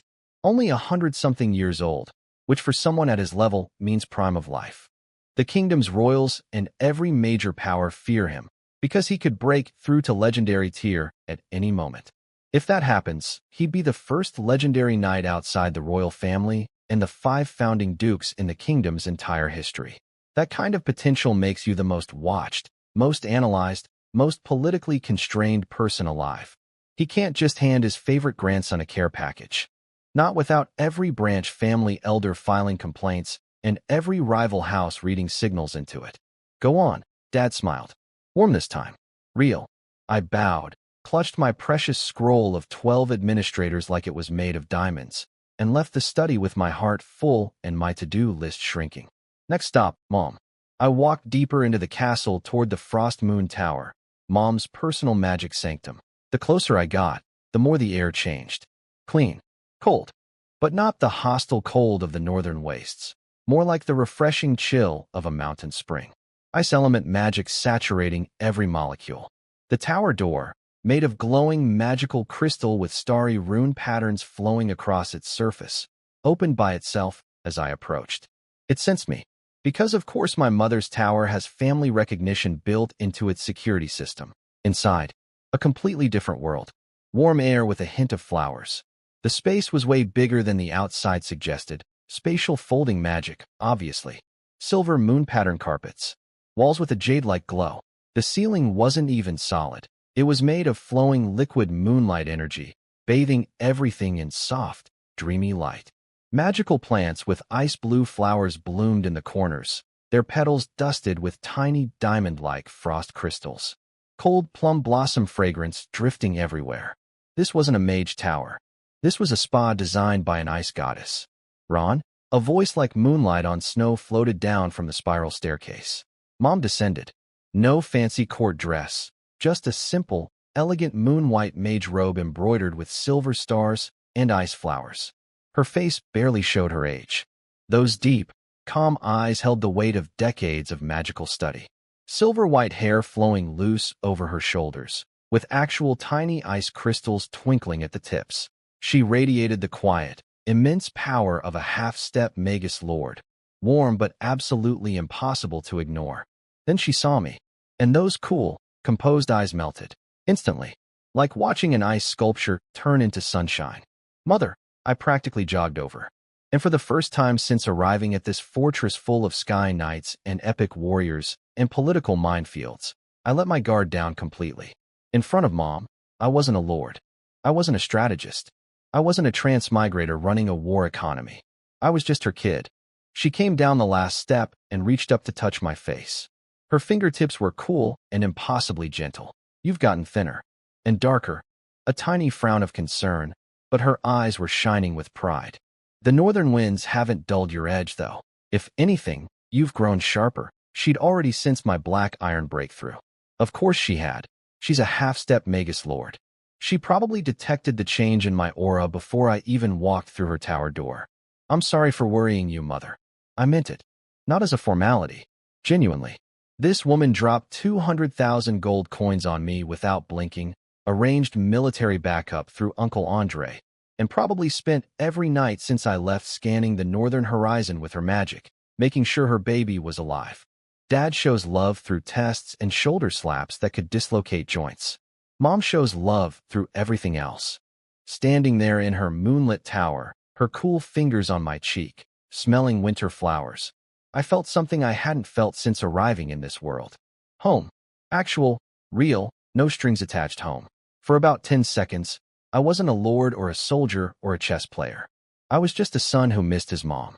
Then I remembered I needed to ask her for money too, and the moment got slightly more complicated. But that's a problem for 5 minutes from now. Mom sat me down in the coziest corner of her tower, snow bear fur chairs, a tea table carved from a single block of iced jade, and tea that was definitely not normal tea. One sip and my entire body's fatigue evaporated like it was scared of the flavor. Cold plum blossom taste with a mysterious warmth that went straight to my bones. Mage tea. Don't ask me how it works. Magic. Your father told me everything, Mom said, pushing my cup closer. You've done wonderfully. Cleared threats, expanded territory, built a remarkable force. She didn't ask about the 10 gold rank mystery knights. Didn't probe. Just let that knowing look in her eyes say, I see everything, and I'm choosing not to interrogate you. Half-step Magus Lord energy. She could probably scan my entire territory from here if she wanted to. What do you need, dear? I laid it all out. Dad's handling administrators, 12 people, already prepared. Food goes through Fletcher. But population, I need a lot of serfs, fast, and I don't have the connections to source thousands of people on short notice. Mom smiled. The kind of smile that says, watch me solve your problem before you finish describing it. Leave the serfs to me. Your grandfather just finished suppressing a rebellion. Thousands of prisoners and displaced people, nowhere to put them. I'll send word. He can redirect at least 5,000 directly to Kanglan Domain. Mixed quality, but reliable source, no screening needed. Transport. My Frost Moon Trading Company's caravans will handle delivery. 5,000 people. Delivered. For free. By Mom's personal merchant fleet. I shot out of my chair and bowed so deep I almost touched my knees. Thank you, Mother. Silly boy. Sit down. She waved me off like I was being dramatic, which I was, but 5,000 free settlers deserve some drama. Remember, no matter where you are or what you face, your mother will always be your strongest support. She sipped her tea, gazed out at the falling snow, and added, with a softness that had razor blades hidden inside it, my child is building an empire on the frontier. The least his mother can do is clear a few obstacles. A few thousand serfs? Barely worth mentioning. And that's when I truly felt it. Beneath the gentle voice and the flower-scented tower and the moonlit everything, my mother is a weapon. A half-step Magus Lord who runs a private trading company, commands a legendary magic tower, and can casually rearrange 5,000 human lives with a finger flick and a telepathic message. The soft exterior is real. So is the iron underneath. We talked for a long time after that. She asked about everything, daily life, battles, territory building, what I ate, whether I was sleeping enough. Mom questions. The kind that make you feel like a kid again, no matter how many orcs you've killed. Sitting in that warm tower, drinking impossible tea, listening to my mother's gentle voice while snow fell outside the windows, I let go. Fully. All the tension, the planning, the constant vigilance of running a frontier territory. For 1 hour, I was just her son. And it was the best hour I'd had since reincarnating. Then I left, and everything got heavy again. Because my next visit was to grandfather, Noel Windsor, the family's ultimate existence. The man, even dad, a sky knight, treats with reverence. His quarters weren't some fancy bedroom. They were in the deepest, most restricted section of Snow Wolf Fortress, the Hall of Ancestors. Getting there required walking a long, silent corridor lined with portraits of dead Windsor heroes and their trophy weapons. The air got heavier with every step. My black iron aura? A birthday candle in a hurricane. Again. The door at the end was made from a single slab of star meteorite iron. No decorations except one deep claw mark, like something enormous had tried to tear it open, and a single, simple snow wolf relief. Understated. Terrifying. 2 guards flanked the door. Dark, gold runic heavy armor. Auras so deep and murky they felt like standing next to a black hole. Snow Wolf Imperial Guard, the family's absolute elite. They scanned me with eyes like frozen scalpels, confirmed I was allowed, and let me pass without a word. The door slid open silently. Ancient air rushed out, the smell of deep time, like walking into a cave that had been sealed since the world was young. The Hall of Ancestors was vast. Ceilings so high it felt like looking at a night sky. Black basalt floor polished to a mirror. Dim blue magical crystals on the walls providing just enough light to make the whole space look like a glacier under moonlight. At the far end, not a throne. A massive weapon rack, made from some unknown black metal. And on it, scattered in seemingly casual arrangement, dozens of weapons. A cracked greataxe still radiating killing intent. A crystal greatsword flowing with ice blue light. A spear wrapped in dark crimson lightning patterns. An ancient tower shield covered in the scars of 1,000 battles. Every single weapon hummed with terrifying energy. Each one was a legendary artifact that had probably ended wars and killed kings. And grandfather just left them on a rack, like coats on hooks. This wasn't a bedroom or a study. This was a shrine to violence, history, and the absolute pinnacle of martial power that one family had accumulated over 1,000 years. And somewhere in this hall, the strongest man in the entire Snow Wolf dynasty was waiting for me. My black iron aura seed was already trembling. My palms were already wet. Dad was scary. Grandfather was something else entirely. Epic tier peak knight. Over 100 years old, but in his absolute prime. So powerful that the royal family stays awake at night worrying about him. Because any day now, he could break through to legendary. A tier so rare that only founding duke bloodlines and royals have ever reached it. I straightened my back, swallowed hard, and walked deeper into the hall. Time to meet the real boss of this family. There he was, standing with his back to me, in front of a weapon rack that looked like a museum of things that have killed legendary creatures. My grandfather, Noel Windsor. And let me tell you, if Dad's aura was a hurricane, grandfather's was the ocean. Not crashing waves, not dramatic storms, just infinite depth, quiet, ancient, absolutely, fundamentally incomprehensible. He wasn't even big. Thin, actually, wearing a faded gray linen training outfit that looked like it had been washed 1,000 times. Silver white hair hanging loose, just standing there like a statue.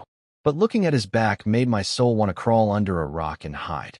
This wasn't pressure like Dad's Sky Knight aura. This was something older, purer, like staring at the concept of power itself. He didn't feel like a person. He felt like a piece of the universe had decided to stand upright and pretend to be human. A walking mountain. A breathing history book. A quiet apocalypse choosing not to happen. My black iron aura seed, it didn't tremble. It surrendered.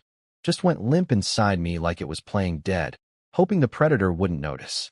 Grandfather. I forced the word out through a throat that wanted to seal shut, bowed as deep as the formal family greeting required, and prayed my legs wouldn't give out. He turned around. His face wasn't old. That was the weird part. Chiseled jawline, healthy tint skin, only a few deep lines around the eyes and mouth. Less, elderly patriarch, and more, ageless warrior who's been fighting since before your country existed. Over 100 years old, and he looked 50. Epic tier longevity is no joke. But his eyes, dear God, his eyes. Imagine looking into a hole in reality. That's what they were. Deep as the end of the universe. Still as ice that's been frozen since the world began. Yet somehow containing enough power to rip the sky apart and boil mountains into soup. When they landed on me, I felt everything I'd ever been. Every thought, every secret, every hidden system panel. Get x-rayed, cataloged, and filed in about half a second. I have literally never felt more seen in either of my lives. Ron, his voice wasn't loud, slightly hoarse, even. But every syllable vibrated directly inside my soul like a tuning fork made of law itself. You went to the border. Not a question. A statement. He already knew. Yes, grandfather. I'm developing Kanglan Domain. Kanglan Domain. He repeated it like testing the weight of a pebble. Frozen wasteland. Monsters everywhere. Trolls, orcs, goblins. And deeper things, sleeping. You killed the trolls. Slaughtered the orc tribe. Again, statements. Not impressed. Not angry. Just acknowledging facts with the enthusiasm of someone reading a grocery list. Yes, using power that appeared suddenly. I see. Down my spine. His gaze went through me. Past my body. Past my brain. I swear it landed directly on the system itself. That invisible panel floating in my consciousness that only I should be able to perceive. For one horrible second, I was absolutely certain this man could see it. But he didn't ask. Didn't press. Just looked away.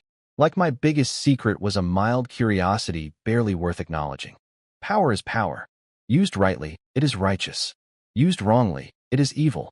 If you can control it, use it to expand territory and protect your people. That is your ability. My heart hammered. He knows something is weird about me, and he's choosing to let it go. Not because he doesn't care, because he doesn't need to care.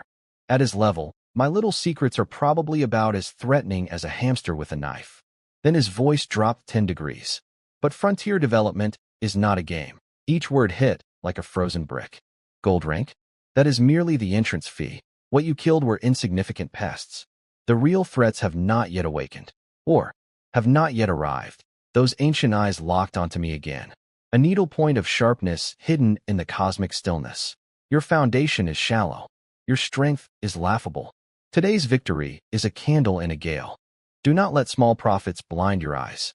And do not die too early. No praise. No, well done. No pat on the back. Just a bucket of ice water dumped on every ounce of confidence I'd built over the last month. The gold rank cataphracts I was so proud of, insignificant pests, to him. My territory victories, small profits, my black iron breakthrough, not even worth mentioning. In the eyes of an epic peak knight who could solo entire armies, everything I'd accomplished was a child's first finger painting. And yet, buried under all that ice and contempt, I heard it, faint as a heartbeat under snow. Something that wasn't quite warmth, but was definitely investment. Don't die too early. That wasn't just a warning. That was a command. From a man who doesn't waste words on things he doesn't care about. He wouldn't bother telling me to survive if he'd already written me off. That sentence, cold, brutal, completely devoid of comfort, was grandfather's version of, I'm watching you, and I expect you to become something. I will remember your teachings, grandfather. I bowed again. Deeper this time. Meaning every millimeter. He looked at me. Into me. Those bottomless eyes flickered. Just once, so fast I almost missed it, with something. Recognition? Approval? A fraction of a degree less indifference? Then he turned away. Back to his weapons. Back to silence. Back to being a piece of eternity pretending to be furniture. Audience over. I backed out slowly. Step by step. Eyes down. Not turning around until I was past the threshold. The meteorite iron door sealed shut behind me. I collapsed against the corridor wall. My entire back was drenched in cold sweat. Heart going like a machine gun. Legs made of wet paper. I stood there gasping for a full minute, staring at the ceiling, processing what just happened. My father is a sky knight. He scared me. My grandfather is an epic peak knight one step from legendary. He made me feel like I didn't exist. And somewhere in that terrifying encounter, he gave me the coldest, most brutal motivational speech I've ever received. Everything you've done is nothing. Everything you've fought is nothing. The real dangers are still out there. Get stronger or die. Thanks, Grandpa. Very inspiring. I'll be having nightmares about your eyes for the next month. But he's right. Gold-ranked cataphracts feel invincible in my little corner of the frontier. In the bigger picture, they're mid-tier at best. The system's troop, trees go higher. My personal level needs to climb much faster. And whatever's lurking in the deep north, the things grandfather called, not yet awakened, I need to be ready. I clenched my fists. The fire in my chest burned hotter than ever. Kangland Domain's rise hasn't even started yet. And now I have a new goal beyond building an empire. Get strong enough that next time I stand in that hall, grandfather's eyes show something other than indifference. Challenge. Freaking. Accepted. Half a month at Snow Wolf territory. I moved like a man possessed, checking boxes off my list at maximum speed. Box 1, Administrators. Old John the head butler had all 12 people ready and waiting, just like Dad promised. What a lineup. A mix of fresh-faced academy graduates with fire in their eyes and grizzled veteran bureaucrats who'd spent decades in the trenches of governmental paperwork. The young ones had ambition. The old ones had, I've seen every possible way a tax system can go wrong, energy. Perfect combo. I met with them briefly. No long speeches. No inspirational monologues. Just, here's what Kanglan Domain looks like. Here's what I need. You leave today, and because I'm not about to let my precious paper pushers get eaten by wolves on the road, I assigned them an escort that was frankly ridiculous for protecting 12 nerds, 2 gold-rank cataphracts, and 20 bronze cavalry. That's enough military force to conquer a small barony, and I'm using it to babysit accountants. When that convoy rolled out of the city gates, 2 glowing golden war gods leading a column of armored knights surrounding a cluster of confused-looking bureaucrats, people stared. I watched from the wall until they disappeared up the northern road and felt an enormous weight lift off my shoulders. No more irrigation disputes on MY desk. Ever again. Box 2 food. I marched straight to Third Brother Fletcher's commercial headquarters. This place was insane. It occupied an entire district of the business quarter. Warehouses everywhere. Grain wagons rolling in and out like an ant colony. The air smelled like dried wheat and money. Fletcher bear hugged me the second I walked in and nearly broke my spine. Little 5. Heard you've been busy up north. Killed trolls. Wiped out orcs. That's my brother. Then he dragged me into his office, a room buried under ledgers and trade maps, and got straight to business. How much food do you need? 30,000 people. 6 months of rations. Heartiest, most calorie-dense grain mix you've got. Plus salt. Plus horse feed. Fletcher's eyebrows shot up. 30,000 for 6 months? You greedy little. Then he grinned wider than I'd ever seen. I love it. You're going big. Done. I'll give you this year's fresh northern black rye, frost oats, highland chickpeas. All the stuff that keeps you full and alive in freezing temperatures. Best mineral salt. Premium pressed bean cake and dried alfalfa for the horses. But then he dropped the real bombshell. Little 5. I'm opening a Frost Wolf Trading Company branch office directly in your Kanglan town. My brain short-circuited. From now on, grain, salt, iron, cloth, whatever. You just walk into the branch and take it. Price? He leaned in with the grin of a man who's about to change your life. Cost price. Family doesn't profit off family. Run a tab. Pay me back when your territory's on its feet. Cost. Price. Normal market rate for grain in the north, 6 to 8 gold per ton. What Fletcher was offering me. Basically production cost plus shipping, maybe 2 to 4 gold per ton. He just cut my food expenses in half. Permanently.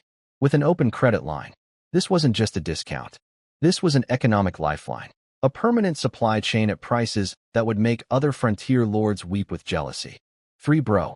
I don't know what to. Shut up and succeed. He slapped my back hard enough to leave a handprint. Build that territory up. The further north your roads go, the further north MY trade routes go. We both win. The man's a genius. He's not just helping his brother. He's investing in a future trade corridor into untapped northern territory. Businessman brain and brotherly love. Fletcher might be the scariest Windsor of all. Within days, a massive wagon train loaded with grain, salt, and horse feed rolled out of Snow Wolf City under Fletcher's armed merchant escort. Watching that convoy stretch toward the horizon, I felt something I hadn't felt in weeks. Security. My people wouldn't starve. That alone was worth the trip. Box 3. Population. While I was running around the city, Mom was already executing her part of the plan. From the Frost Moon Tower, she sent a magical long-distance message straight to Grandfather, the Frost Raven Grand Duke. Simple, clear, impossible to refuse. Your grandson needs workers. You just finished a war. You have thousands of prisoners with nowhere to go. Send them. The Grand Duke, who commands one of the most feared military forces in the kingdom, who makes grown men tremble by clearing his throat, heard his talented daughter's request and immediately said yes. Because even continental-scale warlords have a soft spot for their kids. His war machine pivoted from combat mode to logistics mode in days. 5,000 people, captured enemy combatants, displaced refugees, contract laborers, organized into marching columns. Escorted by the elite Grey Falcon Infantry Regiment. Each column assigned guides and doctors for the long trek through frozen wilderness. In the center, A special magically heated wagon carrying a Frost Raven family envoy holding Mom's personal Frost Moon crest token, a magical badge that basically says, "These people belong to my son, touch them, and my half-step Magus Lord daughter will freeze your entire bloodline." This gray river of humanity, 5,000 strong, stretching for miles, marched north under Frost Raven banners, through snow and wind, toward Kanglan Domain. Back at base, Martin had already gotten Mom's advance message. The man was on it. Cleared land near the main road. Built emergency shelters. Stockpiled food and firewood. When the column appeared on the horizon, the whole camp erupted. "They're here. Lady Windsor's reinforcements have arrived." Martin's Rether Guard soldiers lined up in 2 corridors at the camp entrance. Armored, disciplined, imposing. Not to threaten the newcomers, but to show them. This territory has order. This territory has strength. You're safe here. The Frost Raven envoy dismounted, presented the Frost Moon token, completed the formal handover. Martin accepted it with deep respect. 5,000 pairs of hands. 5,000 backs that could dig mines, clear fields, build walls, and farm food. The new arrivals shuffled into camp, exhausted, scared, confused. But the soldiers treated them firmly and fairly. Registered, counted, given a spot in a shelter. And most importantly, a hot bowl of thick soup with meat and vegetables. You could see the moment it hit them. Shivering, hopeless people wrapping frozen fingers around a warm bowl, taking that first sip and realizing, maybe this place won't kill us. Maybe this lord isn't a monster. Maybe we'll survive. 5,000 new citizens. Delivered by Mom's invisible hand across hundreds of miles of frozen territory. Organized by a duke's military infrastructure. Received by Martin's emergency camp system and funded by, well, family love and strategic self-interest in roughly equal measure. Total haul from this trip home, 12 elite administrators, yen route. 6 months of food for 30,000 people, shipping. A permanent cost-price supply chain through Fletcher's Trading Company, established. 5,000 new settlers, arrived. Dad's approval, obtained. Mom's bottomless support, confirmed. Grandfather's terrifying warning, permanently burned into my soul. I came home as a lord asking for help. I'm leaving as a lord with everything he needs to build. Kanglan Domain's second phase starts now. The night before leaving, I stood at the window of my guest room, staring north toward Kanglan Domain. In my hand, I was rubbing a smooth black jade charm, Mom's parting gift. The Frost Moon amulet, packed with defensive magic and a trace of her personal magical signature. Basically a panic button that says, "My mother is a half-step Magus Lord, and she will find you." Mom's man. Even in fantasy worlds. A knock at the door. Lane. Helmetless for once, showing a young face that had aged about 5 years in the last month from sheer combat exposure. "Everything's ready, my lord. Supplies loaded, horses rested." Martin reports the 5,000 settlers arrived safely, being processed, all orderly. Good. I kept looking north. Then asked something I probably shouldn't have. "Lane, do you think we've done enough? Does what we've built actually mean anything here?" Lane went quiet. Thinking. Then, "My lord, we killed gold rank bosses, cleared our territory, built a functioning military, and came home with elite administrators and 6 months of grain. The Flying Tiger Knight Order is incomparably stronger than when we left." In Snow Wolf Territory's eyes, Kanglan Domain isn't some hopeless frontier experiment anymore. It's a blade. A sharp one. A blade with its edge barely showing. I murmured. I turned around. Looked at Lane. Then looked toward the deepest part of the castle, where the magical barriers were thickest, where the air itself got heavier, where the Hall of Ancestors waited like a sleeping dragon. Lane followed my gaze. His brow twitched. Just barely. But I caught it. "You're going back to see him," he said. Not a question.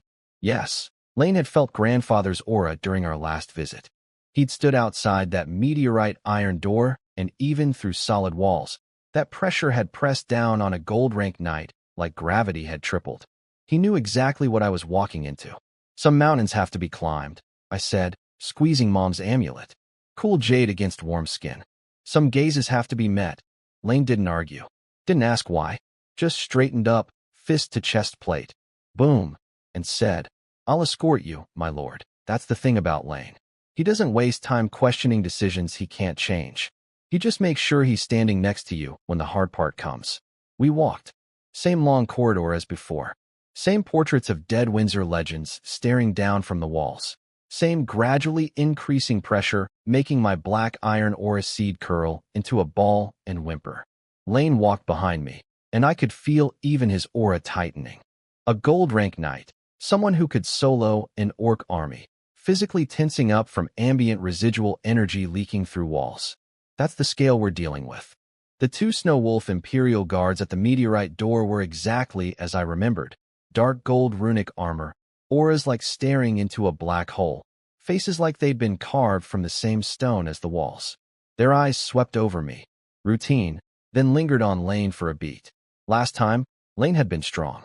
This time, after weeks of warfare and dozens of kills, his aura was noticeably denser, sharper. The guards noticed. In their world of assessing threats, even a small change registers. But, noticeably sharper gold rank is still a firefly next to the sun that lives behind that door. They let us pass. The door opened silently. Ancient air rolled out. And the pressure, the pressure, slammed into us like walking into a waterfall made of history and killing intent. Last time I came here nervous and curious. This time I came with purpose. I had results to show. Territory secured. Enemies killed. Army built. Breakthrough achieved. Administrative crisis solved. Population doubled. But standing at the threshold of that vast, dark hall, watching the dim blue crystal light play across dozens of legendary weapons on their rack, feeling my soul compress under the weight of an epic peak knight's mere existence. All my accomplishments felt very, very small again. Somewhere in that darkness, my grandfather was waiting. The man who called gold rank enemies insignificant pests. The man whose silence carried more weight than most people's screams. The man who told me, "Don't die too early," like he was commenting on the weather. I took a breath, squeezed the jade amulet one more time, and walked in. Because here's what I've learned in 1 month of being a frontier lord. Comfort zones are where ambition goes to die. The only way to grow is to stand in front of things that terrify you and refuse to look away. Grandfather is the most terrifying thing I've ever encountered. Which means he's exactly what I need. The door opened. The ancient abyss air hit us. Round 2 with grandfather. Lane stepped in behind me and immediately almost collapsed. His entire body locked up. His gold rank aura, the same aura that makes entire monster armies run screaming, started shaking like a leaf in a tornado. Sweat erupted across his face. His jaw clenched so hard I could hear his teeth grinding. A gold peak knight, struggling to stand. Just from being in the same room as my grandfather. Not even targeted pressure, just the man's passive existence leaking out like radiation from a magical nuclear reactor. I was doing better than last time, honestly. Mom's jade amulet was pulsing cool energy against my palm, stabilizing my black iron seed. Still felt like trying to breathe underwater, but at least my legs worked. Grandfather turned around. Those impossible eyes, like looking into the death of stars, scanned me first, then slid past to Lane. "Gold rank peak," grandfather said, his voice rumbling through Lane's soul like tectonic plates shifting. "Foundation is acceptably solid. You honor me, sir." Lane managed to squeeze out while every atom in his body was screaming for mercy. Then grandfather did something unexpected. He chuckled, a low, unreadable sound that could have meant anything from amusement to a death sentence. "I don't know why you serve my grandson. I don't care where you came from." His gaze pinned Lane like a butterfly on a board. "As long as you're loyal to my blood, to this wolf pup who's wandered out of the den, your past is irrelevant." Then the temperature dropped to absolute zero. But the pressure spiked. Not gradually, instantly. Like someone dropped a mountain on Lane's shoulders. He crashed to his knees on the black obsidian floor. Thud. Sweat pouring off him like rain. His bones audibly groaning. His gold rank aura flickering like a dying light bulb.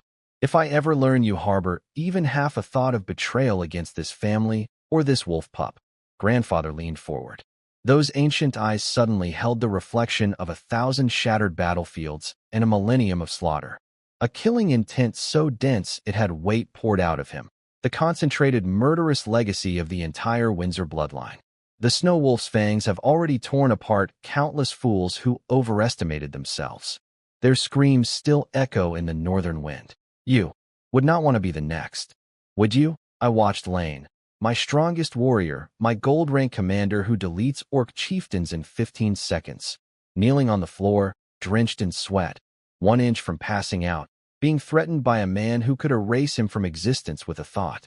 Grandfather, I stepped forward, physically putting myself between the pressure wave and Lane. My voice came out sharper than I intended, but absolutely steady. Lane and his knights are my most trusted arms. They've proven themselves in blood. Please, trust your grandson's judgment. Grandfather's eyes shifted to me. That frozen gaze wavered. Just a flicker, barely perceptible. Then the pressure vanished. Gone. Like it never existed. Humph. He straightened up, completely ignoring the half-dead knight gasping on his floor, and strolled over to a chair carved from a single block of ice jade. Sat down. Almost. Lazily. Like a retired lion settling onto a warm rock. Except this lion could kill everything in a 50-mile radius if he sneezed wrong. Since your great-uncle led the Frostfang Knight Order west to establish the Frost Wolf Earldom, Grandfather began, his tone shifting to something almost storytelling.